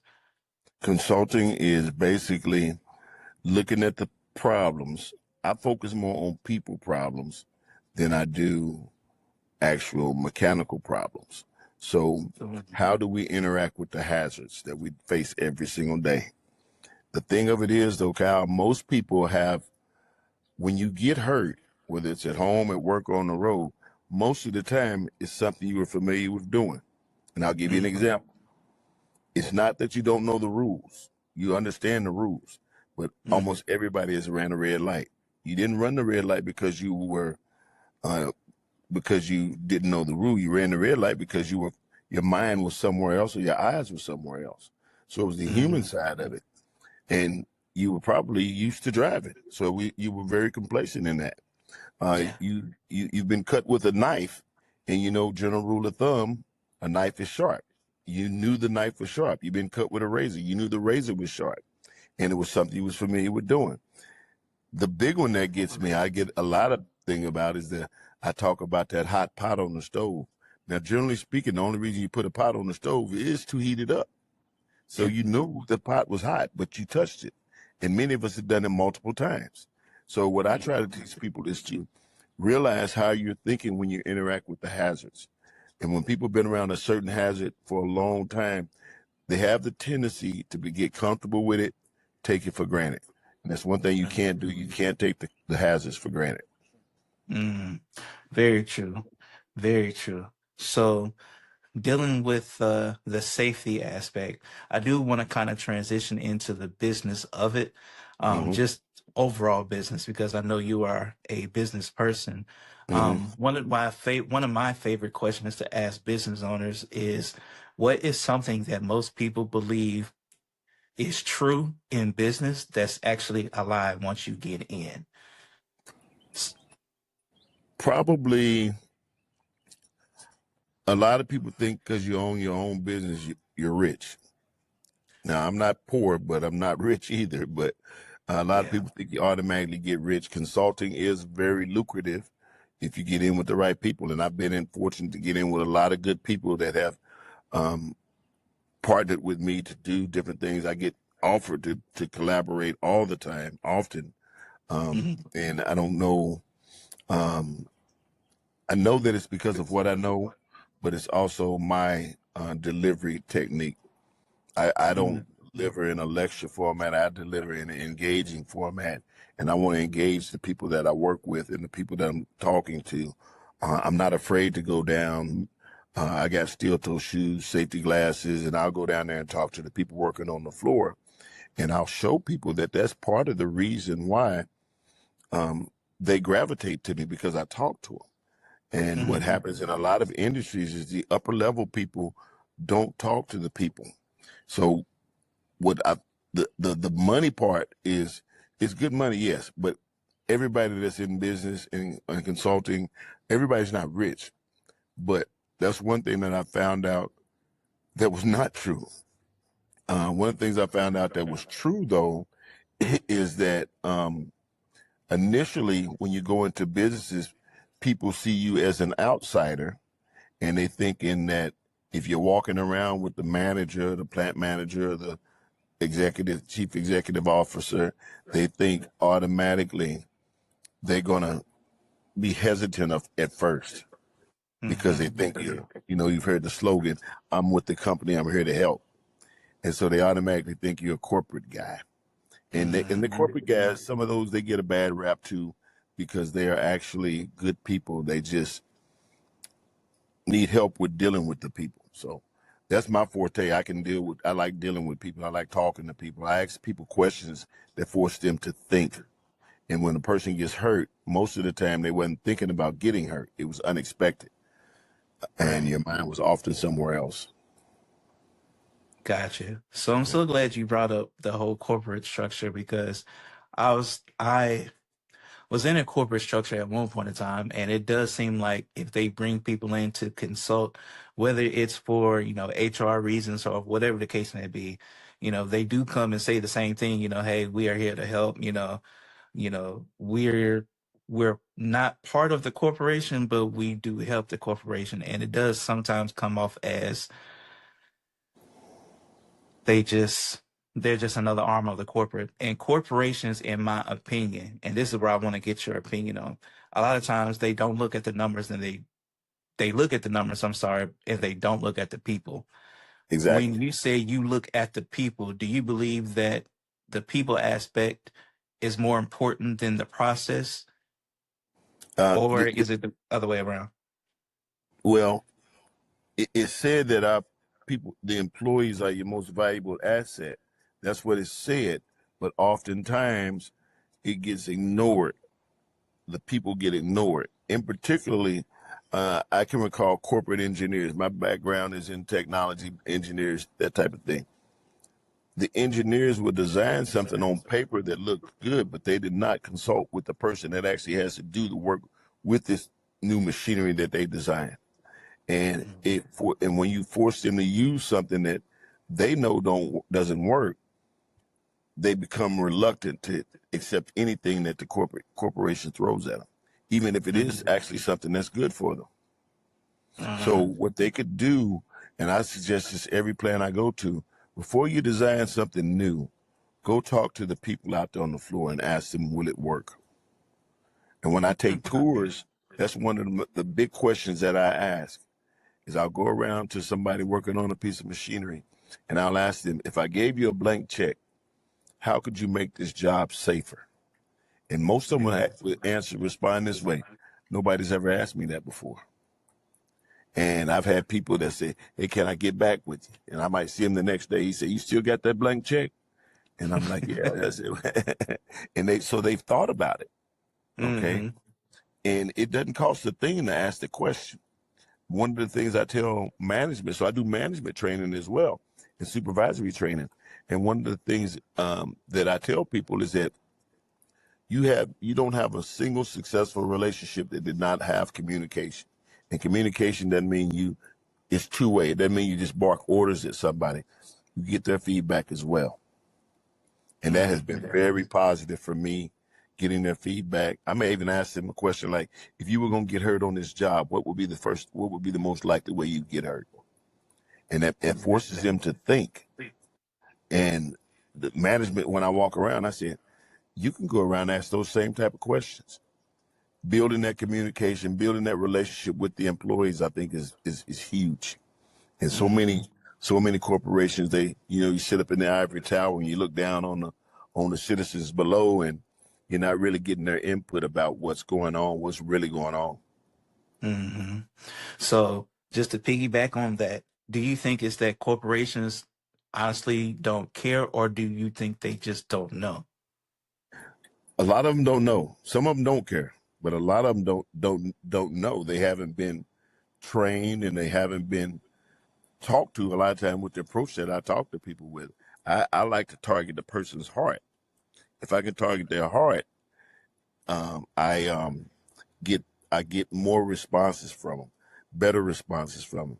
I might ask a question like, if ask an employee out on the floor, if your son or daughter was going to come to work here, what would be, and you could only tell them one thing to keep them safe, what would it be? And that forces them to think, okay, I don't want my child to be hurt. So what can I do to make sure that they're not hurt? And that's what we need to target. Target the people that work out there all the time. They know what works and what doesn't work. They know what the hazards are. They know how to deal with the hazards. So the corporate world can't just lean on the engineers. They need to lean on the employees for input. Mm, Mhm. very true. Mhm. I was looking around. I was like, I left my notebook in the other room. I was about to write that down as far as like making sure you're asking the employees like the simple questions when it comes to safety for your sector, but just in general, it's best to really just ask different people their opinion with whatever business that you're in, just to Mhm. see if it works. And I think that's something that a lot of people in business that they just don't do. Whether it's just whether it's just a focus group or whatever the case may be, a lot of people just don't ask to see if it's even needed in the market Mhm. for whatever business that they're in. So that was very good. Um, I'm definitely going to write that down. So, of course, my next question must be, because you are consulting and just based off the sector that you're in, which is safety, how has AI played a part in your sector, if it has? Well, one of the things that AI has really helped with most recently, I have seen people read, but they don't know if you remember, we used to do reading comprehension was a grade when we were in school, and people read, but I don't think they comprehend as much, especially if it's a lot to read. Mhm. Hence, people gravitate towards I call it the Twitter version. They want 140 characters or less. Okay, give it to me quick, give it to me straight. But with the AI, if you give them a video, they have a tendency to watch the entire video. If you give them a bunch to read, they probably won't read. So AI has a feature now where they can video you doing a task, and then they record the steps in writing, what was being done, and then that writing can then be turned into words, speech. It'll read back to you. Man holding screwdriver in left hand, inappropriate screwdriver. He switches out screwdriver for appropriate screwdriver. He turns it approximately 15 times. They'll record all that, but they record it, first of all, they're recording it verbally, and people have a tendency to watch that more than read. People don't like to read anymore. I mean, reading, I mean, you think about it, and then they don't want a bunch of papers to read either. A True. picture's worth 1,000 words, and a video is worth 1,000,000. Mm, So the that's AI has helped that tremendously. I ain't never heard that one. I don't think I've ever heard a video is worth a million words. I'm gonna have to use that one. But it's You know, true. It's I give you the example. I give you the example. okay. The example is the DIY projects that we do. Hmm. You got a list of instructions, but they also have a QR code on there that will take you to a video. True. And sometimes people will just watch the video and won't even bother reading the instructions because they're watching the video and they're talking you through the video and they're talking you through the steps. I most recently did that last winter, and now granted we don't get real cold down here, but I have an outside heater, and they had instructions, and I just couldn't comprehend those instructions. So I did the QR code, watched the video, I had the thing put together in no time. Mm. Do you think that's making us less smart? Just It's making us dependent, is what it does. That's what AI does. It yes. makes us dependent on the system. So Mm. when the system breaks down, what do we fall back on? We don't have much to fall back on if we're not reading. So I try to. That's one of the things I continuously try to do. is I continually try to read, I continually try to see what's new out there, whether it's with the industry that I'm in, or whether it's just something I'm interested in. I continually try to read. Mm. And one of the things I saw that helped you with reading is if you read something, and like you just said, you were gonna write something down. You left your notepad in another room. You write it down, you have a tendency to remember it more than you would if you didn't. Because you might not remember what you just wanted to write down 20 minutes from now. But if you write it down, you'll remember for a lot longer. And I'm not talking on an iPad. I'm talking about writing it down handwriting. There's a Right. connection there. Mm-hmm. Absolutely. That's all right. I'm gonna go back and watch this and write it down anyway. So Yeah, yeah. it's all gonna work itself out. There you go Um, again. You said you're going to go back and watch a video to write down the note that you want to write down. Absolutely. Absolutely. So my next question would be, with you being in the safety and the consulting industry, and I know you say you do um, speaking engagements as well, which I know your speaking engagements really only help you do the safety and the consulting, be Mm-hmm. even a more effective communicator. Yeah. Um, if you had to start all the way over with nothing, just, a thought process and, hey, I want to do consulting for safety. How would you start all the way over if you lost everything today? If I had to start all the way over, um, one of the things you don't lose a lot of is your experiences. One of the things I would do if I did have to start all the way over is I would probably utilize more of the internet than what I do now. A lot of mine is word of mouth. I initially started with a website, but I wasn't getting much traffic with the website. I was getting more traffic with face-to-face meetings, people meet me at these speaking engagements. I would have started those speaking engagements sooner, Mm-hmm. because rather than going to one company at a time, when you speak at these conferences, you have multiple companies in the room at one time. Mm-hmm. Whereas if I just went to a Nabisco plant, I might have to speak to one person. I might get the gig and I might not. But if I go to a conference and speak at a conference, now I got 30 companies in the room at one time. Mm-hmm. So I would have started that sooner. It was 5 years in before I even started speaking at conferences. Mm-hmm. Is it now? This is just a personal question. Is it too late for you to start? Like To if let you me, were to do like videos and things of that nature, like start online more. mhm. No, it's not too late for me to start. It's just time. Yeah. It takes time. I pray I don't have to start over. I'm looking at the end of the road now. I'm not, I think I got maybe 3-5 years left in me of Mm, running like I'm running now. But I think I would probably speak as long as I was able to speak, because I do enjoy that. It's it pays well, and rather than spending 8 hours in a plant, I'm only spending an hour talking to 30 people, rather than spending 8 hours talking to one person. mm, So I would probably start if I had to do it all over again, I would start speaking more, and I would, like you said, video. One of the things, one of the companies I do work with, not my client, but I partner with him. He does virtual training sessions in a box, and he records them mm, in the box, and he doesn't have to be there. He can just send that recording to multiple people, mm. multiple companies, and it doesn't pay as much as a live person would, but it does pay without you having to go to all those places personally. Makes sense. So Mm. business in a box, which I know that's a very popular concept right now for a lot of consultants, but also a lot of coaches as well. They do a lot of business in a box type situation where they'll have all the information in one place and Mm-hmm. then they'll send it to, a mass of people. So Mm-hmm. that makes sense. I completely understand that.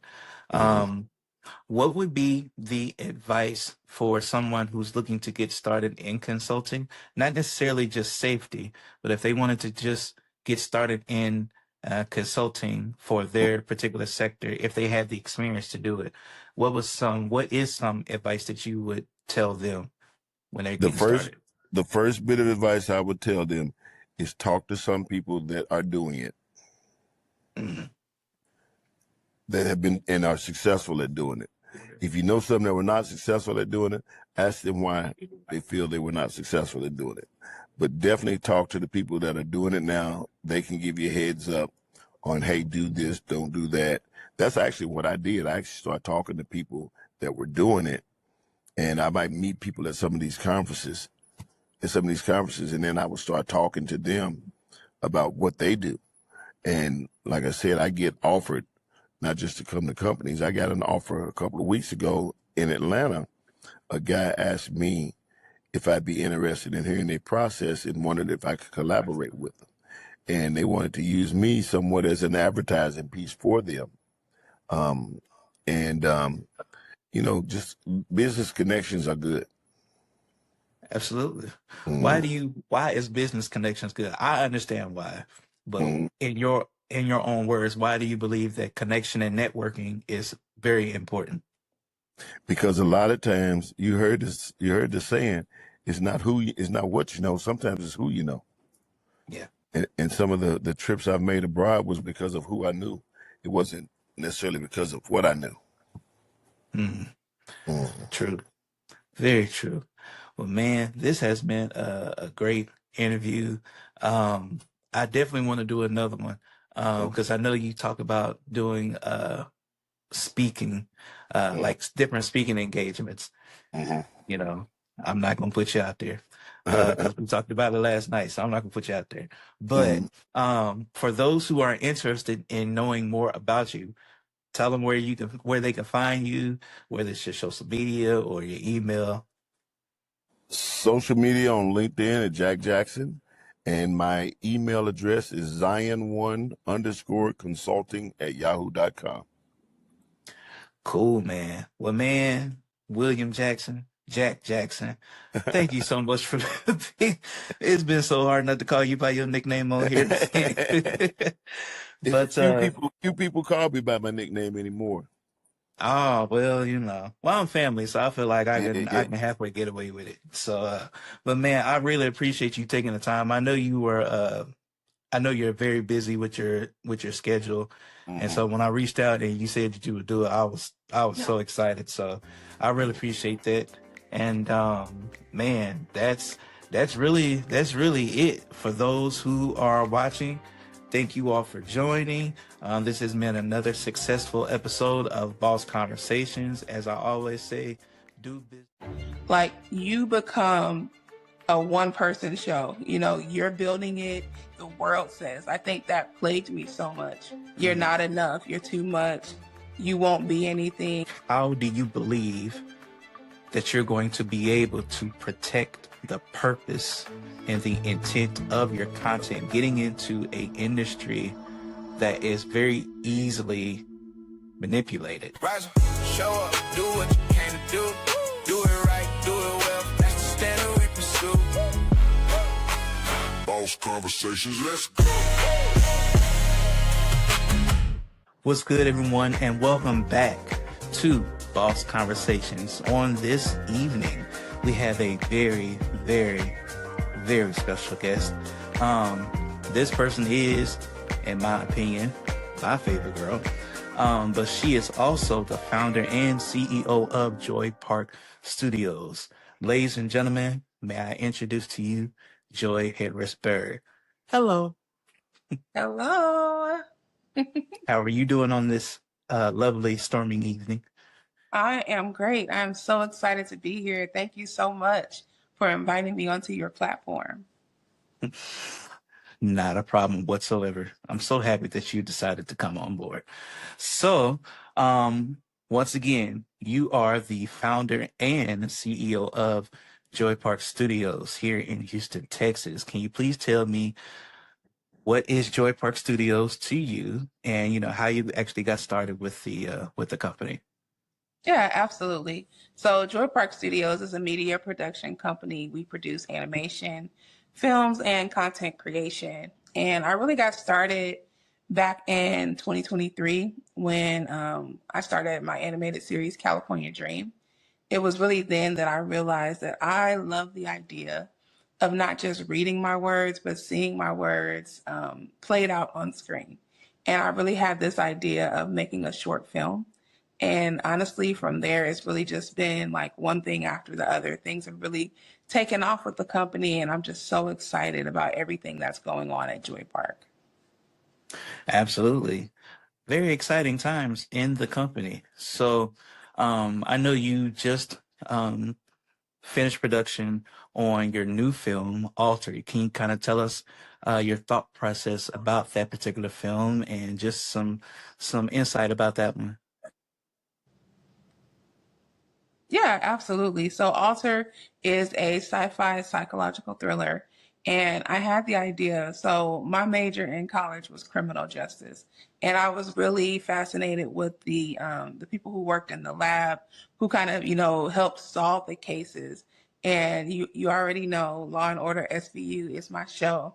I love it. I watch it. And I was watching it one day and I really loved the idea of that interrogation. Like so much goes down in the interrogation room. And so I had this idea to create a sci-fi psychological thriller with everything kind of based in that room. And so I'm really excited about it. When we filmed it and we were looking at some of the shots, I'm like, man, this is going to be such a great film. And I believe people are gonna be a little bit shocked because it's not your typical what you see from Joy Park Studios, but like everything that Joy Park Studios does, it has a deeper meaning and a bigger meaning and impact behind it. So I'm just so excited. I loved working with the cast and the crew, and I really can't wait for everyone to see it. Absolutely.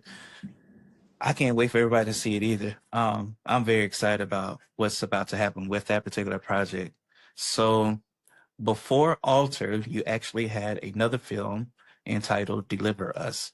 And so I actually want to talk about Deliver Us for a second, mainly because I know there's a powerful storytelling story behind it. So can you kind of tell us a little bit about Deliver Us as well? Yeah, absolutely.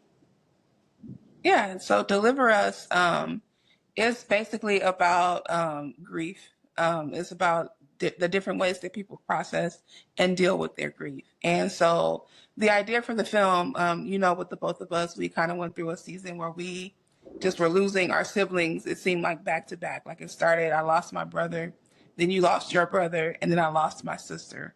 So we were kind of, just in a season where grief had decided to just come in. We didn't invite it. It just kind of came in. So I remember when I sat down one day and I was thinking of a way that I can kind of put these feelings into film.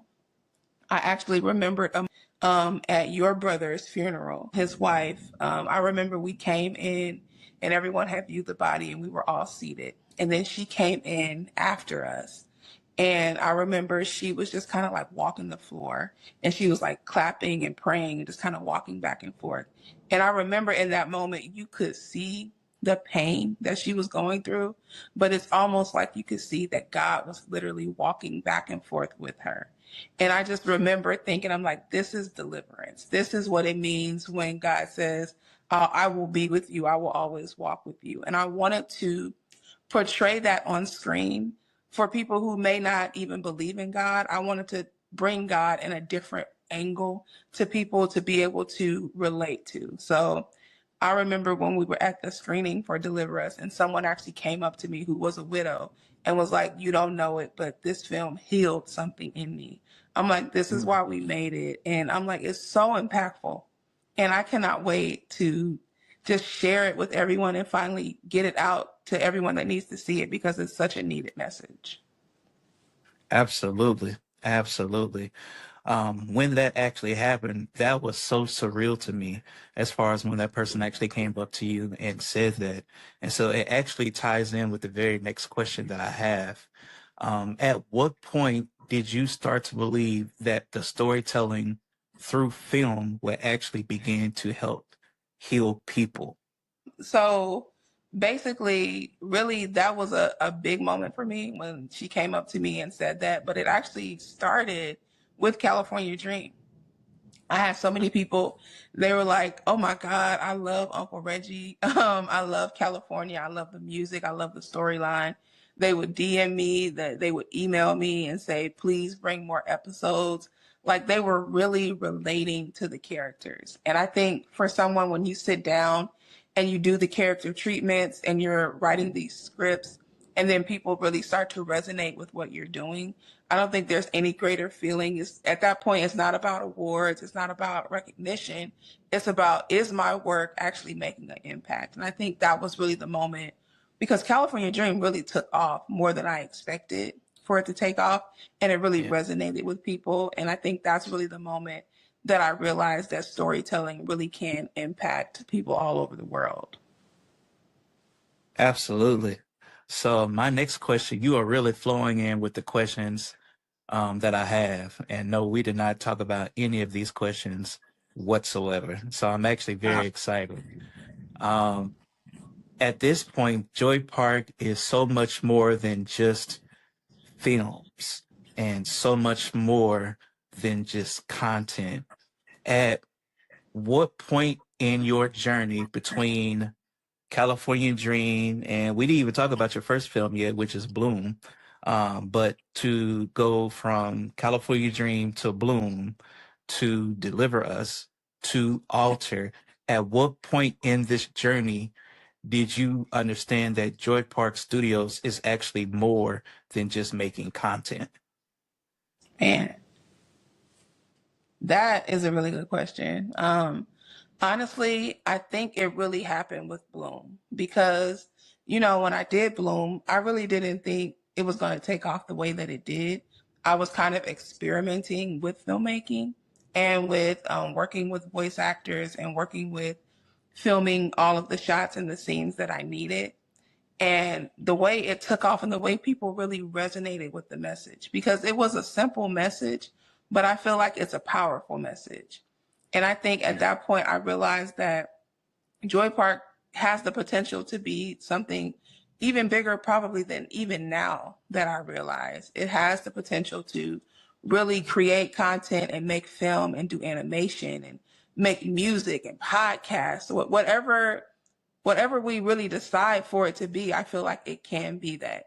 And I think that's just so amazing. Like when you start a business, of course you want to see it succeed, but when you actually start seeing the fruit of the work and the seeds that you planted starting to harvest, like there's really no greater feeling in being a business owner. Hmm. Absolutely. So I totally agree. Joy Park is going to be a lot bigger than I believe we even realize is actually going to be. And we're not saying that, at least I'm not saying that just because I'm a part of the company, but I'm actually saying that just looking on how it's actually blessing people and how people are actually talking about Joy Park with the things that we've done. And we still believe that we haven't even got started yet. So I'm very excited about the future of that company. Um, Speaking of Joy Park, my next question must be Bloom, which is your first film. It went on as, well, not went on as, but it actually won 4 film festivals, which is crazy because that's not the reason that we built, that we made Bloom. It was really just to really start and get our foot in the door as far as filmmaking, but it went on to create a buzz in itself and still getting a buzz. Not too long ago, we were just in Austin, premiering it in Austin, Texas. So kind of tell me the story behind Bloom, because I know Bloom, though it was your first film, I know it has some significant um, things that embody what you went through as a young woman. So just kind of talk about Bloom a little bit and go from there. Yeah, so honestly, like Bloom, honestly, it is my story. When you look at the little girl, like I never even realized how much the little girl kind of even looks like me.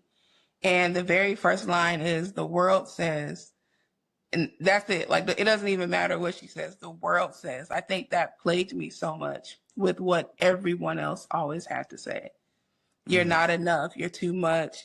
you won't be anything. You'll never do anything more than what you're doing right now. You haven't changed. You're not, there were so many different thoughts and opinions that were circling, like kind of like around me, and it had just got to the point where I had to dig deeper within myself. I had to get to my garden and I had to plant myself so that I could bloom. And that's really where the idea of Bloom came from. Just realizing that I am enough. I am who God called me to be. It doesn't matter what anyone else says. It doesn't matter what anyone else thinks about me. It only matters that I know who I am and whose I am. And once I realized that, things really started to open up for me. So when I was writing Bloom, I really wanted it to be like a poetic short film. I wanted the visuals to be really beautiful. And I wanted the viewers to see what it looks like when you plant a seed and when that seed starts to grow. Like, I feel like I've kind of always been fascinated with gardens and with planting seeds and watching them grow. I don't like gardening, but I love the idea of the garden. And I'm actually reading a book right now called The Garden Within by Dr. Anita Phillips. And just that whole analogy of the garden has always been something that fascinated me. So I was really drawn to seeing if I could portray that on film and seeing if people would really resonate with that. And it seems like everyone really did. I'm really just so humbled and grateful by all the feedback that I've received over Bloom. And it's only a 3-minute film. There was some negative feedback. Oh, it's too short. Okay, it's a short film. So yeah, it is short, but I feel like the meaning is so impactful. Like, get to your garden, plant yourself, and bloom. Bloom anyway. Absolutely. Yes, it is a short film. It is only 3 minutes, but the impact that 3 minute short film had, like I said, not that we base it on any type of awards, but the fact that it still won 4 film festivals means that it was still powerful enough to get through to someone. And so we're just excited and happy about that. So my next question must be, Joy Park Studios, as a business, can you please tell the people something that most people believe in business is true, but in fact is not? So what is a myth that most people think about business? You're building it, you're making all the shots, you're making all the calls, you're the financer, like, you're everything for your business. And so when you're first starting out, until you get, people around you who can help you build your vision. So I think the hardest part is just realizing that it's not going to be easy initially. You're going to have to put in a lot of work. You're going to have to put in a lot of long nights. Like when I was creating California Dream, I would be up early and I would stay up late. I was doing everything, almost everything for the show. I was writing it, doing the voices, I was animating it, I was writing the songs. And it's a lot of work that goes into it. But man, when you are passionate about what you're doing, as tired as you feel, you still have the drive to keep going, because you know that there's something bigger than you that you're working for. So I would think, like, anyone who is a business owner, like, if you are in that grind, like, please keep going. Like, you have no idea what your business can mean to someone else. Absolutely. And it's so true. Do you feel that people in business, well, let me rephrase that. Do you feel that people that are not in business look at those that are in business and think that that's the way to go? And the reason I say that is because a lot of people believe that, like you just said, when you start a business, hey, um, the paperwork is the hard part, and it's really not. There's so much things that has to go after that. Do you think people who desire to be in business truly understand the risks that are in it? Yeah, I don't think so. I know I didn't, for sure. I definitely didn't. I think some may, there may be some people who have researched it and, weighed the pros and the cons of starting a business. But I think it would be beneficial if a lot of future business owners could take some type of course or something to prepare them for what they're getting ready to get into. Because, I mean, you really need a plan. Like, okay, you want to start a business, that's great. But what's your plan? Like, after you have your LLC or whatever structure you want your business to be, what is your next step? You know, you have to have a business plan. And I think that's where a lot of business owners are really lacking, is that they don't have a plan. They have an idea, but they don't really have any plan to execute that idea. So definitely I feel like a lot of people don't really know. You know, they're just like, okay, I'm going to start my business. Everything's going to be great. I'm going to start making money and it's going to go well, but that's just not the case. Like, you have to have a plan and you have to have structure to your business. Yes, you do. Amen to that. So, Right. King of structure right there. listen, but so here's my next question. With the particular business that you do have, being in film, it is so important that the message of the content that you are creating stays the message in the content that you're creating. So my question would be, how do you believe that you're going to be able to protect the purpose and the intent of your content, getting into a industry that is very easily manipulated? Yeah, like, man, keeping God first. I feel like people say that, you know, like, oh, I'm gonna keep God first, but they don't know keeping God first, meaning that before I write one script, before I get on any set, I'm sitting before God. I'm making sure I'm hearing Him clearly. I'm making sure I'm praying and doing my devotion, and that I'm really letting Him guide, you know, and order my steps, because the word says that He'll give you wisdom if you ask for it, but you have to be in a place to ask for it. You know, like, you have to sit still sometimes before Him. And I think that's what's most important. And also realizing that I don't want to compromise my values. The money will be great. Yes, absolutely. You want to make money. What business owner doesn't want to make money? But not at the risk of my own soul. So I think just making sure I stay before God, and then also having a good group of people around me.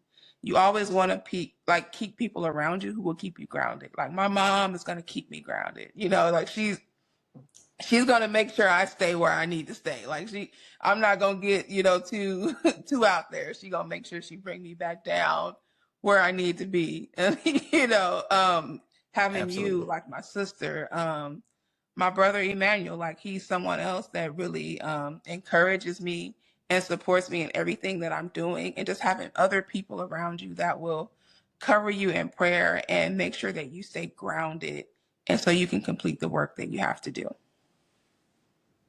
Yes, absolutely. So that actually leads me into my next question, the importance of having a team, especially in this industry. Can you kind of talk about the importance of having a strong team around you? I know for specifically for Deliver Us, for the most part, from Deliver Us to Alter, the majority of the people are the same, which was really cool because we kind of understood how each other flowed. And so just kind of talk about the importance of having a team, specifically in this industry. Yeah, absolutely. It's so important. And, you know, when we went to the Storyteller Film Conference that was here in Houston, and we went to see Courtney Glaudet, and we saw his film, his short film, Old Gray Mare. And he was on stage afterwards. And I think someone was asking him, you know, kind of about how he was able to break into the industry and, like, what he did before he broke into the industry. And I remember he told this story about how he really just had a small crew of people that just really rocked with him, you know, and they were creating these films and all these things together. And he really just kind of stressed the importance of finding your people and finding your crew. And I think everywhere that he's went since then, he's taken them with him.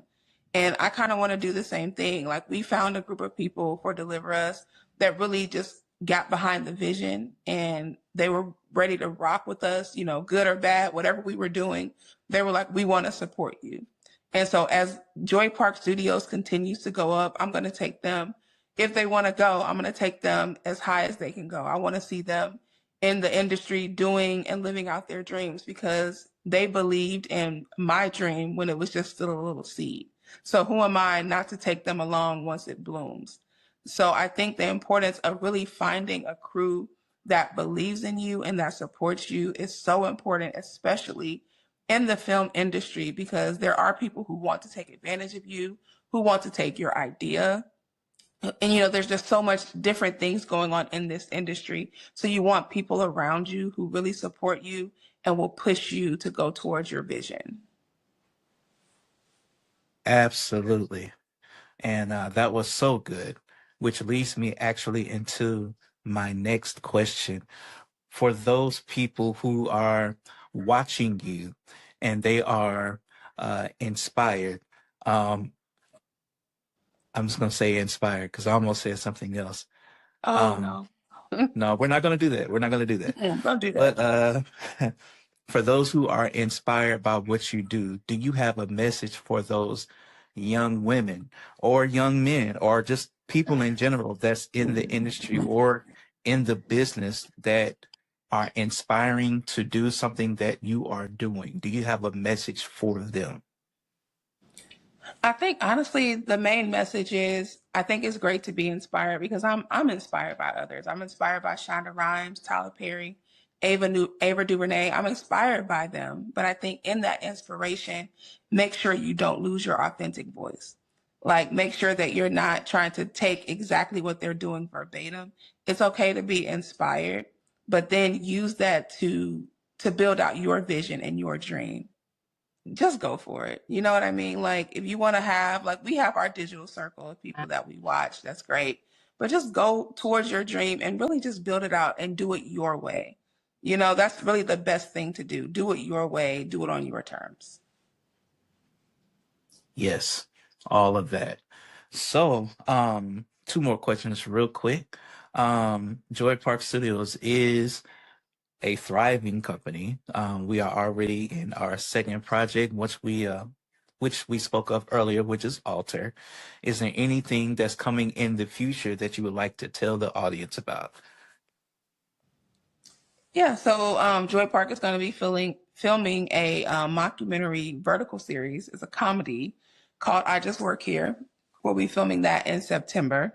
Of course, we are rebooting California Dream, and we're going to be working with another animation company. And I'm so excited about that because for years I was doing the animation to the best of my ability, but now we're going to be able to work with an actual animation studio. So I feel like the stories and everything will just be brighter, and we're casting for voice actors. And I just feel like everything's going to be just so much better. And I'm so excited because California Dream was the very first thing that I did. And I love writing music and creating music, and I love the characters of the show. So make sure you stay tuned for that. I'm trying to wonder if I want to give them a sneak peek. Because it's your podcast, I'm going to give a sneak peek. Joy Park Studios will be filming our very first feature film in 2027. And I'm so excited. It's a rom-com. So our website is joyparkstudiostx.com. And then all of our social media is Joy Park Studios TX. So please follow on Instagram. We're trying to build up our YouTube, so follow us on YouTube to stay up to date with everything that Joy Park Studios has going on, because we are bringing the heat. We are green lighting ourselves, and we're going after everything that God said we can have. I was doing like quinceañeras and weddings with my iPhone. I would just go out and shoot. When was the moment that you understood that this was going to be more of a business? Try to systemize it. This can actually like turn into something that I can do full time. I was struggling because I was such a new person coming into this industry. What do most businesses not understand about branding? Rise up, show up, do what you came to do. Do it right, do it well. That's the standard we pursue. Boss conversations, let's go. Welcome back, everybody, to another great episode of Boss Conversations. I have a very special guest with me. I just told her I'm going to try my best not to butcher the name. Sora Gazaneo. Killed it. You killed it. Yes. All right. With Michi Productions here in Houston. I'm so excited. How are you doing today? I'm doing wonderful today. Excited to be here. Excited to give any kind of input back to the people that are out there listening as well. And yeah, I really appreciate you reaching out. Not a problem. I'm excited that you reached back out and said, "Yo, you would do it." So, I'm very excited about getting started. So, just for the people to understand who you are, please tell me a little bit about yourself and your business. Yeah, so basically, I am Venezuelan Latina. Went to University of Houston here in Houston, studied media production. I've been doing photography and videography for years. I remember video editing since I was like in eighth grade. Mm. But basically, what I do is I run a social media marketing agency that specializes in everything from strategizing, content creation, distribution, ad management, all of that, all everything that's encompassing of social media.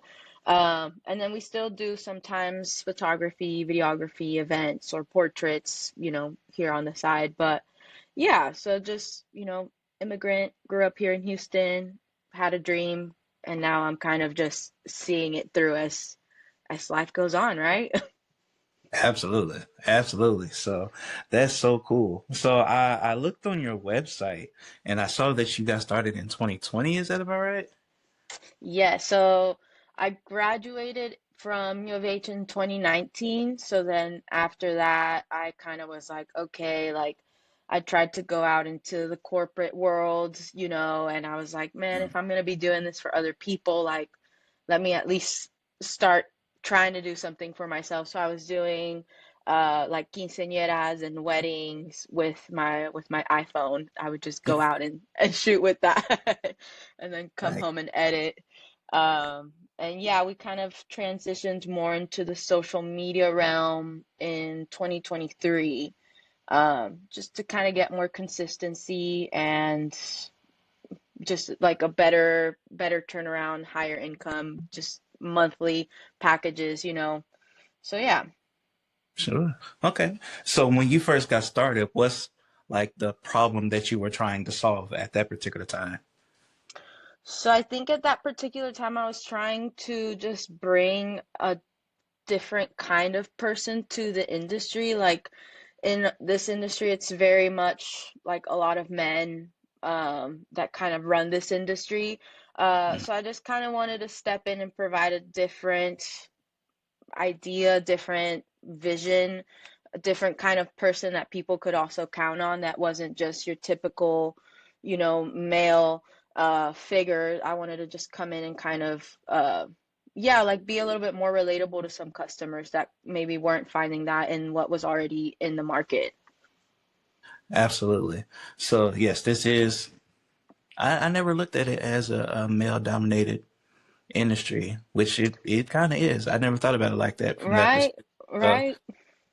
and there's nothing wrong with different thought processes and different ideologies towards that. So I Right. think that's awesome. I guess I never thought about that. I think that hit me by surprise for a second. I was like, I never looked at it like that. So Yeah, yeah, I think like when I started to look more and more into it, I was like, whoa, this is a lot of like the same person just copy and paste throughout like, the mm, different markets. And I was like, huh, how can I like wiggle myself in all of this? right. I like it. I like it. Yeah. So when was the moment that you understood that this was going to be more of a business than just a creative side project type situation? So I think like it really started around 2023 when I started to transition to a more like social media lens. I Hmm. think from 2020 to, I mean, like even before then, I was working like doing internships or like, at school, you kind of do the one-offs. But in 2020, I was like, yeah, I can make a business with portraits and parties and da da da. And then, but I was still either serving or like working another job, like I wasn't doing it full time. And then in 2023, I kind of like was just I started taking this mentorship that helped me just kind of visualize the business into what I was really wanting it to scale to, but I was Mm, struggling because I was such a new person coming into this industry. You know, you're kind of like failing, figuring it out, making mistakes along the way. So in 2023 is when I really was like, okay, like if I just start kind of systemizing this, putting the right pieces, hiring out for this, this can actually like turn into something that I can do full time, that it can be just a full scale business, and it can just be this instead of this and working that other job and that other, you know? absolutely. So one thing that creatives kind of deal with is not being able to systemize a lot of things, a lot of different processes. So I just noticed that you say you had a mentor that you actually went to, actually helped you, kind of formalize hmm everything. Can you kind of speak more about how that actually came about? Yeah, so they honestly scouted me and they found me through my website that I had back then, that I made myself too, you know. Um, You got to do it up. and and they read me down and they were like, you know, you have like really good bones here, but you're missing like the systems and the confidence, and like, you know, you're not, you know, looking in the right markets, like you're missing like there's an iceberg and you're barely just at the little top of it, you know. Mm, And I took a 6 month mentorship with him. He paired me up with a guy named Mitch Rose. His business is Roses Reels, and he's based off of Utah. But I saw his business and I was like, yeah, like that's what I want to be doing, you know, just like either working with realtors, with different businesses, traveling, like getting paid to travel, maybe in the future doing mentorships, helping other businesses as well. And I just kind of like trusted the process and was able to let go of the control that I was feeling like I had to have with every process, like with the editing, with the shoot, you know, like as a creative, you take a lot of pride in what you do and the art that you create. So I feel like being able to let go of that really helped me be able to kind of take a step back, trust the people that I'm outsourcing to, and then be able to scale out, get more clients, get a larger sum of payments, better quality work that I'm putting out, quicker work, you know. So it was a 6 month process and it took some time, but you just have to like show up every day, you know, like whether you're doing cold calls, whether you're uh cold DMing people, or you know, whatever it may look like for each individual's business. But the systemizing and kind of like creating that structure is what really helped us get to where we're at now. And you know, we're still in the works of it. I still consider us a small business, but we're definitely like slowly getting more and more, you know, and it's due to those systems and thanks to that mentorship that I also received as well. Absolutely. So one of the beautiful things that I hmm learned from one of the people that I consider a mentor is that scaling looks completely different than what most people think it does. Scaling is not just going straight up or like diagonally up. Scaling is actually going up and then actually plateauing for a minute. And that's really just to get your systems and processes together. And then you can hmm start scaling up even more. Just thinking about the systems and things of that nature, especially in the industry that you're in, is it more, let me make sure I say this right. Is it actually better that you have a niche that you deal with as far as content creation, or do you consider yourself more of a well-rounded type situation? Because I noticed you said earlier, like real estate and different industries that are not built quote unquote for content, but they need it. So Right. just a Yeah. question like, are you just niched in or are you more well rounded?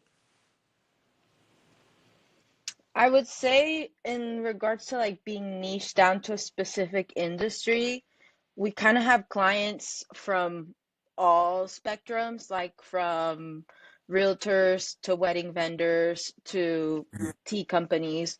But I think we're niched down in the sense that we mainly focus on social media, like content creation. Um, and helping clients with their online presence and creating that content. I think we're still very well rounded in regards to like, we do a blue once in a blue moon, like an event or like a corporate event, or somebody needs their wedding, like we still do those as well. But I would say we've niched down away from that, way more down to just specifically social media. Mm, gotcha. Okay. So, hmm in your professional opinion, what is something that most businesses think they need in content creation that they actually do not need? I would say like overly produced content. Like I think Mm, sometimes people have this like idea of like, oh my God, it needs to be like the most perfect, polished, like edit with no mistakes video that takes like twice as long as like a, kind of raw and authentic video might get you. So I think like the idea of it having to be like this very perfect polished video really holds back a lot of people, because what we're seeing on social media right now is like people just want to see your raw authentic self. Like yes, do those polished videos help? Of course, like sprinkle them in, but like to just hold yourself back and be like, oh no, I don't have the perfect video, so I'm just not gonna post. Like that does you more damage than going out of your way and waiting for this perfectly polished like video. Like you kind of have to let go of this ideal of perfection and just show people who you are, whether that's like a selfie video or, like you're doing a voiceover, or, like something that's so you that people can connect with and find relatable. absolutely. Absolutely. So, I know you're telling the truth there because one of the most viewed videos I ever had was just a cell phone. It was not a DSLR camera or anything like that. It was literally a cell phone and me talking for like 30 seconds. And I was like, wow, why is everybody watching this one when I had hundreds of dollars spent on this one shot? And so you are absolutely, I definitely agree with you on that one. So my next Yeah. question in staying there, what is that tipping point to where you think people should go from the selfie content, so to speak, to the more professional content? So I feel like it's when it's taking away from the time of you running your business, I Mm, would say. Like if it's costing you clients, if it's costing you time and like the the time that you should be putting into nurturing your clients' relationships, then I think that's a pretty good sign that like, okay, I'm kind of starting to need help, because now I'm losing out on clientels, or I could be getting even more if I was just, like being more consistent, having more strategy behind it. Maybe it's not necessarily like overly high end videos, but like somebody that's in the back end being like, hey, if we post this on this day, at this time, it's going to drive these results, like somebody that knows the strategy behind what to post, when to post it, why to post it. mhm. Um, so yeah, I would say that's a pretty good sign that like, hey, maybe it's start to time to either you hire somebody that helps you, or you hire out an agency, whatever it may look like for each individual business. Absolutely. So you are a rare hybrid. And what I mean by that, it's a great thing because very hmm rarely do you see somebody that's creative that has systems and structure. Um, normally, in most cases, normally in most cases, they either have one or the other one. So when you were talking about systems and strategy, understanding that you are a creator as well, what do you think is more important? Would it be the system or would it actually be the strategy? Hmm. I think like the strategy in regards to like what you're posting, or the yeah. Hmm. I feel like to have the system, you kind of have to have an idea of the strategy. Hmm. So to say one or the other is more important is kind of difficult, but I feel like the systems are a little bit more important because they help you see where you're lacking the strategy. Okay. I like that. Because with the rhythm and the structure, you're like, okay, like this is doing really well. Like we're able to see that because A plus B equals C. But then if, you know, A plus B over here is equaling D, like what's going on? You know, like what are we missing over here that isn't equating to what we're wanting it to give? Hmm. Absolutely. I Yeah. agree. I agree 100%. Um, so with saying that, what do most businesses not understand about branding? I feel like most businesses don't understand the consistency of it, like how it has to be consistent throughout, you know, everything that you do, like your captions, your logo, your website, to really make sure that you're sticking out in that brand so that when people see this color or this font or whatever it may be, they immediately think of you. And I feel like a lot of businesses will just kind of overlook that and be like, no, we don't really, you know, we have the service, the branding will come. And I'm like, yes, but also like while you're building it up, you want something that people can look back on and be like, oh yeah, that's always been Kyle's brand, you know, like every time I see that, Hmm. I'm like, yeah, Kyle, you know? Right. Yeah. So just consistency all the way with the Mm-hmm. brand, just the Mm-hmm. face of the brand, so to The speak. face of the brand, yeah. Yeah, I always told a lot of people that I work with that branding to me is more so just presentation and production. Mm-hmm. In my mind, that's how I look at it. And so just saying the whole presentation of it being the consistent part, and I think I'm gonna add that consistent part when I do talk to other businesses about that as well, which is something that I strive to be the best in. It's just being consistent no matter what happens. Just as long as you stay consistent, everything else will work itself out, in my opinion. Um, I agree. I agree because I feel like even if you're consistent and you're messing up, like at least you're able to look back and learn from that experience instead of like not having that experience that you messed up from to even look back from because you just weren't doing anything or you weren't trying or you weren't like putting yourself out there, you know? mhm, absolutely. So my next question would be kind of staying on the line of consistency or just, the whole building of a business. Is there ever been a time where you had a failure or disappointment? And if there was, what did you gain from it? And how did that help you moving forward in the business? Oh man, so many. You know. I get it. I To get be it. real, to be real, like to be fully transparent.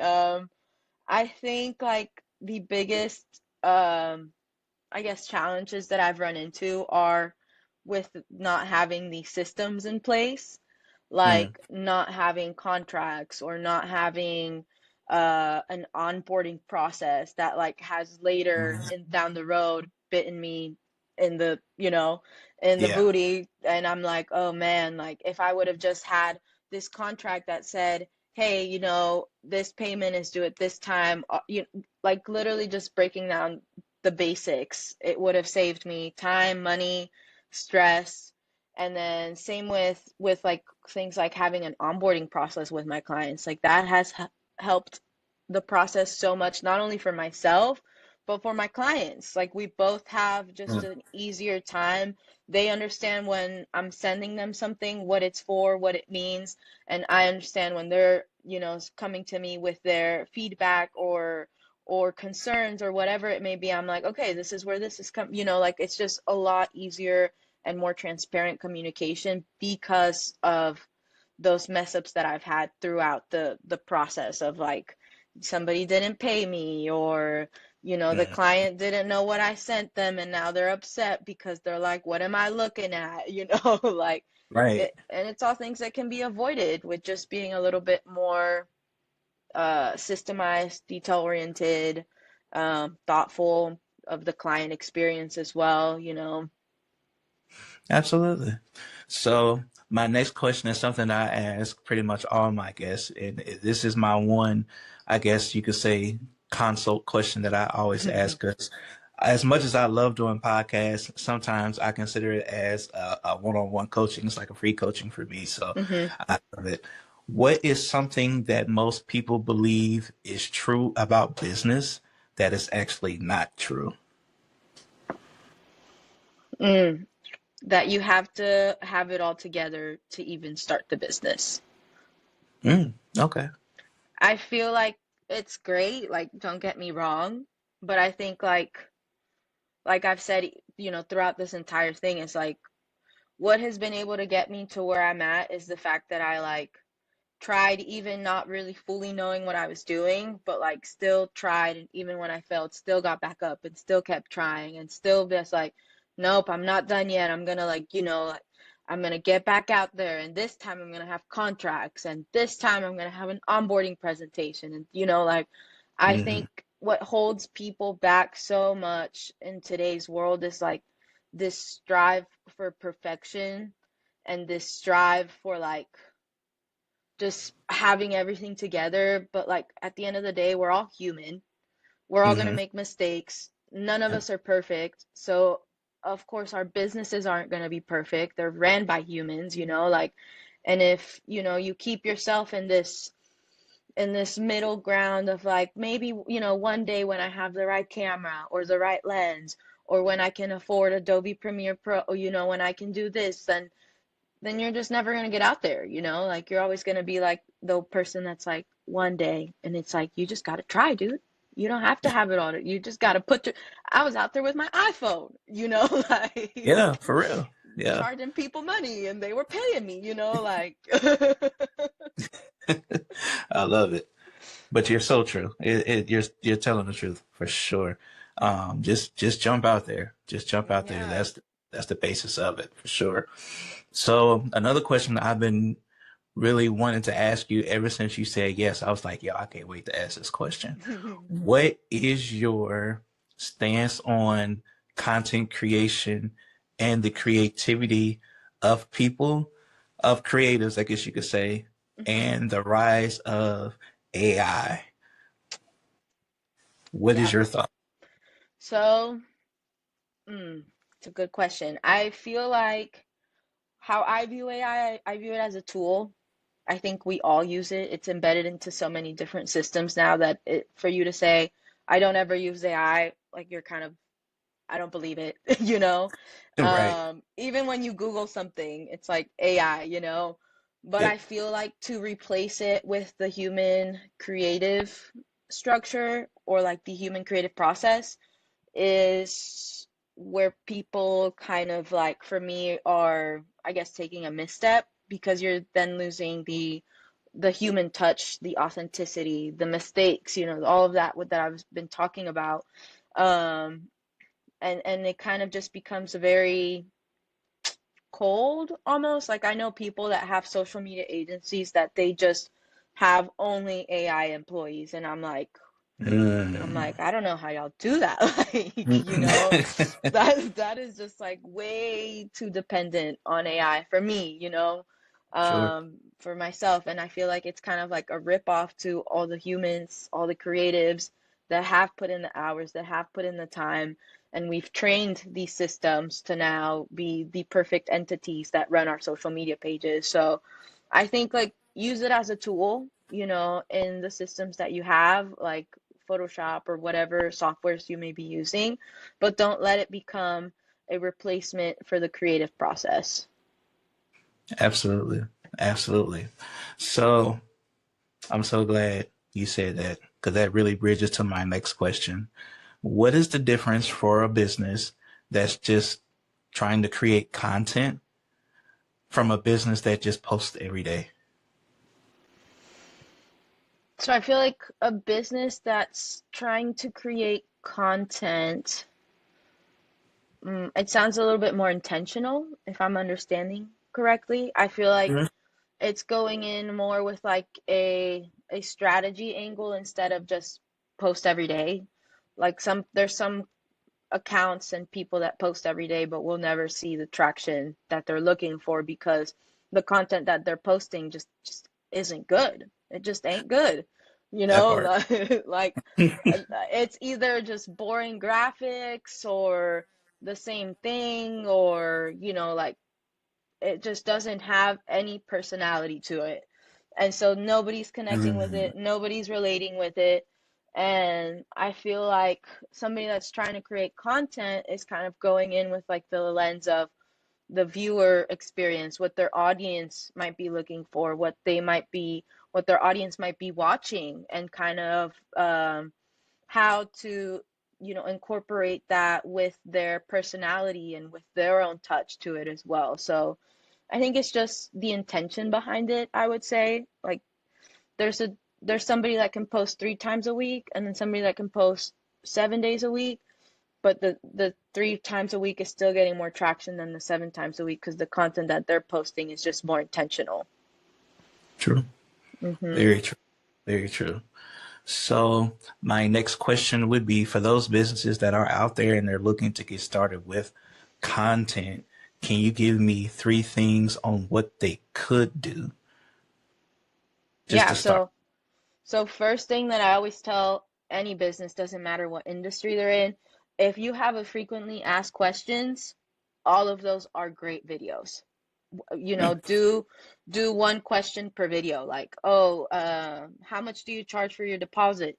Hey, so where, actually today I'm gonna be talking to you guys about how much we charge for deposits for those of y'all that are curious. You kind of, whatever it may be, like going down those frequently asked questions, that's always a really great like place to start. um Sometimes just getting behind the scenes, like what you're doing in the day, like whether you're picking up coffee or you're sitting at your computer, like just a quick little picture posted on your story, that kind of helps nourish the audience that you already have. And thirdly, at least try to post more than once a week. Like if you're barely posting, at least try at least twice a week to, kind of have the algorithm being like, oh, this person is still out here on social media trying to get out here, because the algorithm does favor people that are more consistent. But like I said, consistency doesn't always equate to engagement. You want the quality and the consistency to line up together. Mm. I like that. I've never heard that. Consistency does not always equate to engagement, which is so true. I just never looked at it like that. So Yeah. I'm writing all this stuff down. I have my notebook right here that I have my notes right now and down as well, for sure. Um, to those people that are inspiring to be in the same business that you're in, as far as content creation, what is some advice that you could give to them? I mean, what helped me the most was doing a mentorship. But if that's not in people's budgets, then I totally understand that as well. And the best next advice I would give is help start systemizing your business down. Like the Mm, things that you're the slowest at or that you do not like to do, like either try to hire somebody that can do those things, or try to systemize it to where it's easier for you, whether that's like when we receive this client, they have to upload their assets here, and then they have to fill out this questionnaire. And, like just break it down to where, anybody that isn't even in the business could understand what the system is. And then once you do that, you're able to start hiring out and like getting the help that you need.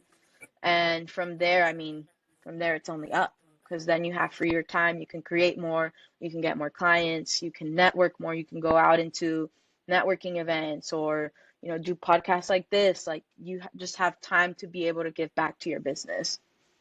absolutely, absolutely. That's some great information. One of the things that I do a lot of is I have what I call a digital circle. So it might be a mentor that costs thousands of dollars. I don't have thousands of dollars for that, but what I Mm-hmm. can do is I can follow anything that they do and then Mm-hmm. just pick up just tips from, maybe they say something on a reel, or maybe they have, like you said, a podcast such as this one. Right. Hopefully somebody that's following you will be able to, come on here and listen to something that you said, and maybe it'll spark something that'll help them make their business grow just from watching this podcast. So very Yeah. excited about that. So this was Exactly. great. Exactly. And if I could add one more thing, I feel like Absolutely. one more thing that really helped me as well was putting everything on my calendar. I think Mm-hmm. like having the structure and the accountability to be like, oh, you know, like now before I go to bed every night I check my calendar because I'm like, what do I have the next day? And if it's not on there, then it ain't happening, you know? So Absolutely. it just helped me like be so much more organized, which is part of, you know, creating the systems, having that structure. Like it just once you become more organized, more systemized, I think you just have much more time to keep growing, keep scaling, keep creating, you know. Mm-hmm. Yeah. Absolutely. And it's so funny you said that. One of the people that I consider a mentor, the first thing he told me when I first met him was, if you have a system, if you have a strategy, and if you have structure, there's nothing that you can't do. If you can just have those three and just sit down and take a second and get all Mm-hmm. that stuff together, the world is yours. So Yep. I that's completely all. agree. It doesn't matter what business, what kind of market you're trying to get into. Like if you're dedicated, organized, systemized, create that structure. Like if you're already doing those things, then you're already, I guess, like even putting it out into the universe that like, hey, this is what I really want. This is what I'm putting my time to. This is, you know, like, and the universe be listening. It be out there, you know. Be out there. True that. True that. That's hilarious. Well, man, this has been a excellent podcast. I thank you so much for your time. I Um, appreciate you as well. absolutely, absolutely. We're definitely gonna have to chime back in and do another one. Because there's a lot of things that I definitely want to do for the community that I do have. Like I said, I talk to a lot of different business owners, and one of the things that they do struggle with sometimes is content creation. So they honestly just don't know where to start or how to Yeah, start or when to start, which they need to start now, but right. have someone that has an expertise in that would absolutely be beneficial for them. So Of we will course. definitely be checking back in for sure. Yes. Yes, we will be in touch and don't be afraid to send them our way and just let them know. Send them this podcast even. Be like, look, you know, you just got to start. Absolutely, for Yeah. sure. Yeah. For sure. So this has been another great episode of Boss Conversations. Thank you all so much for joining and watching. As I always say, do business, but do business well. Until next time, peace.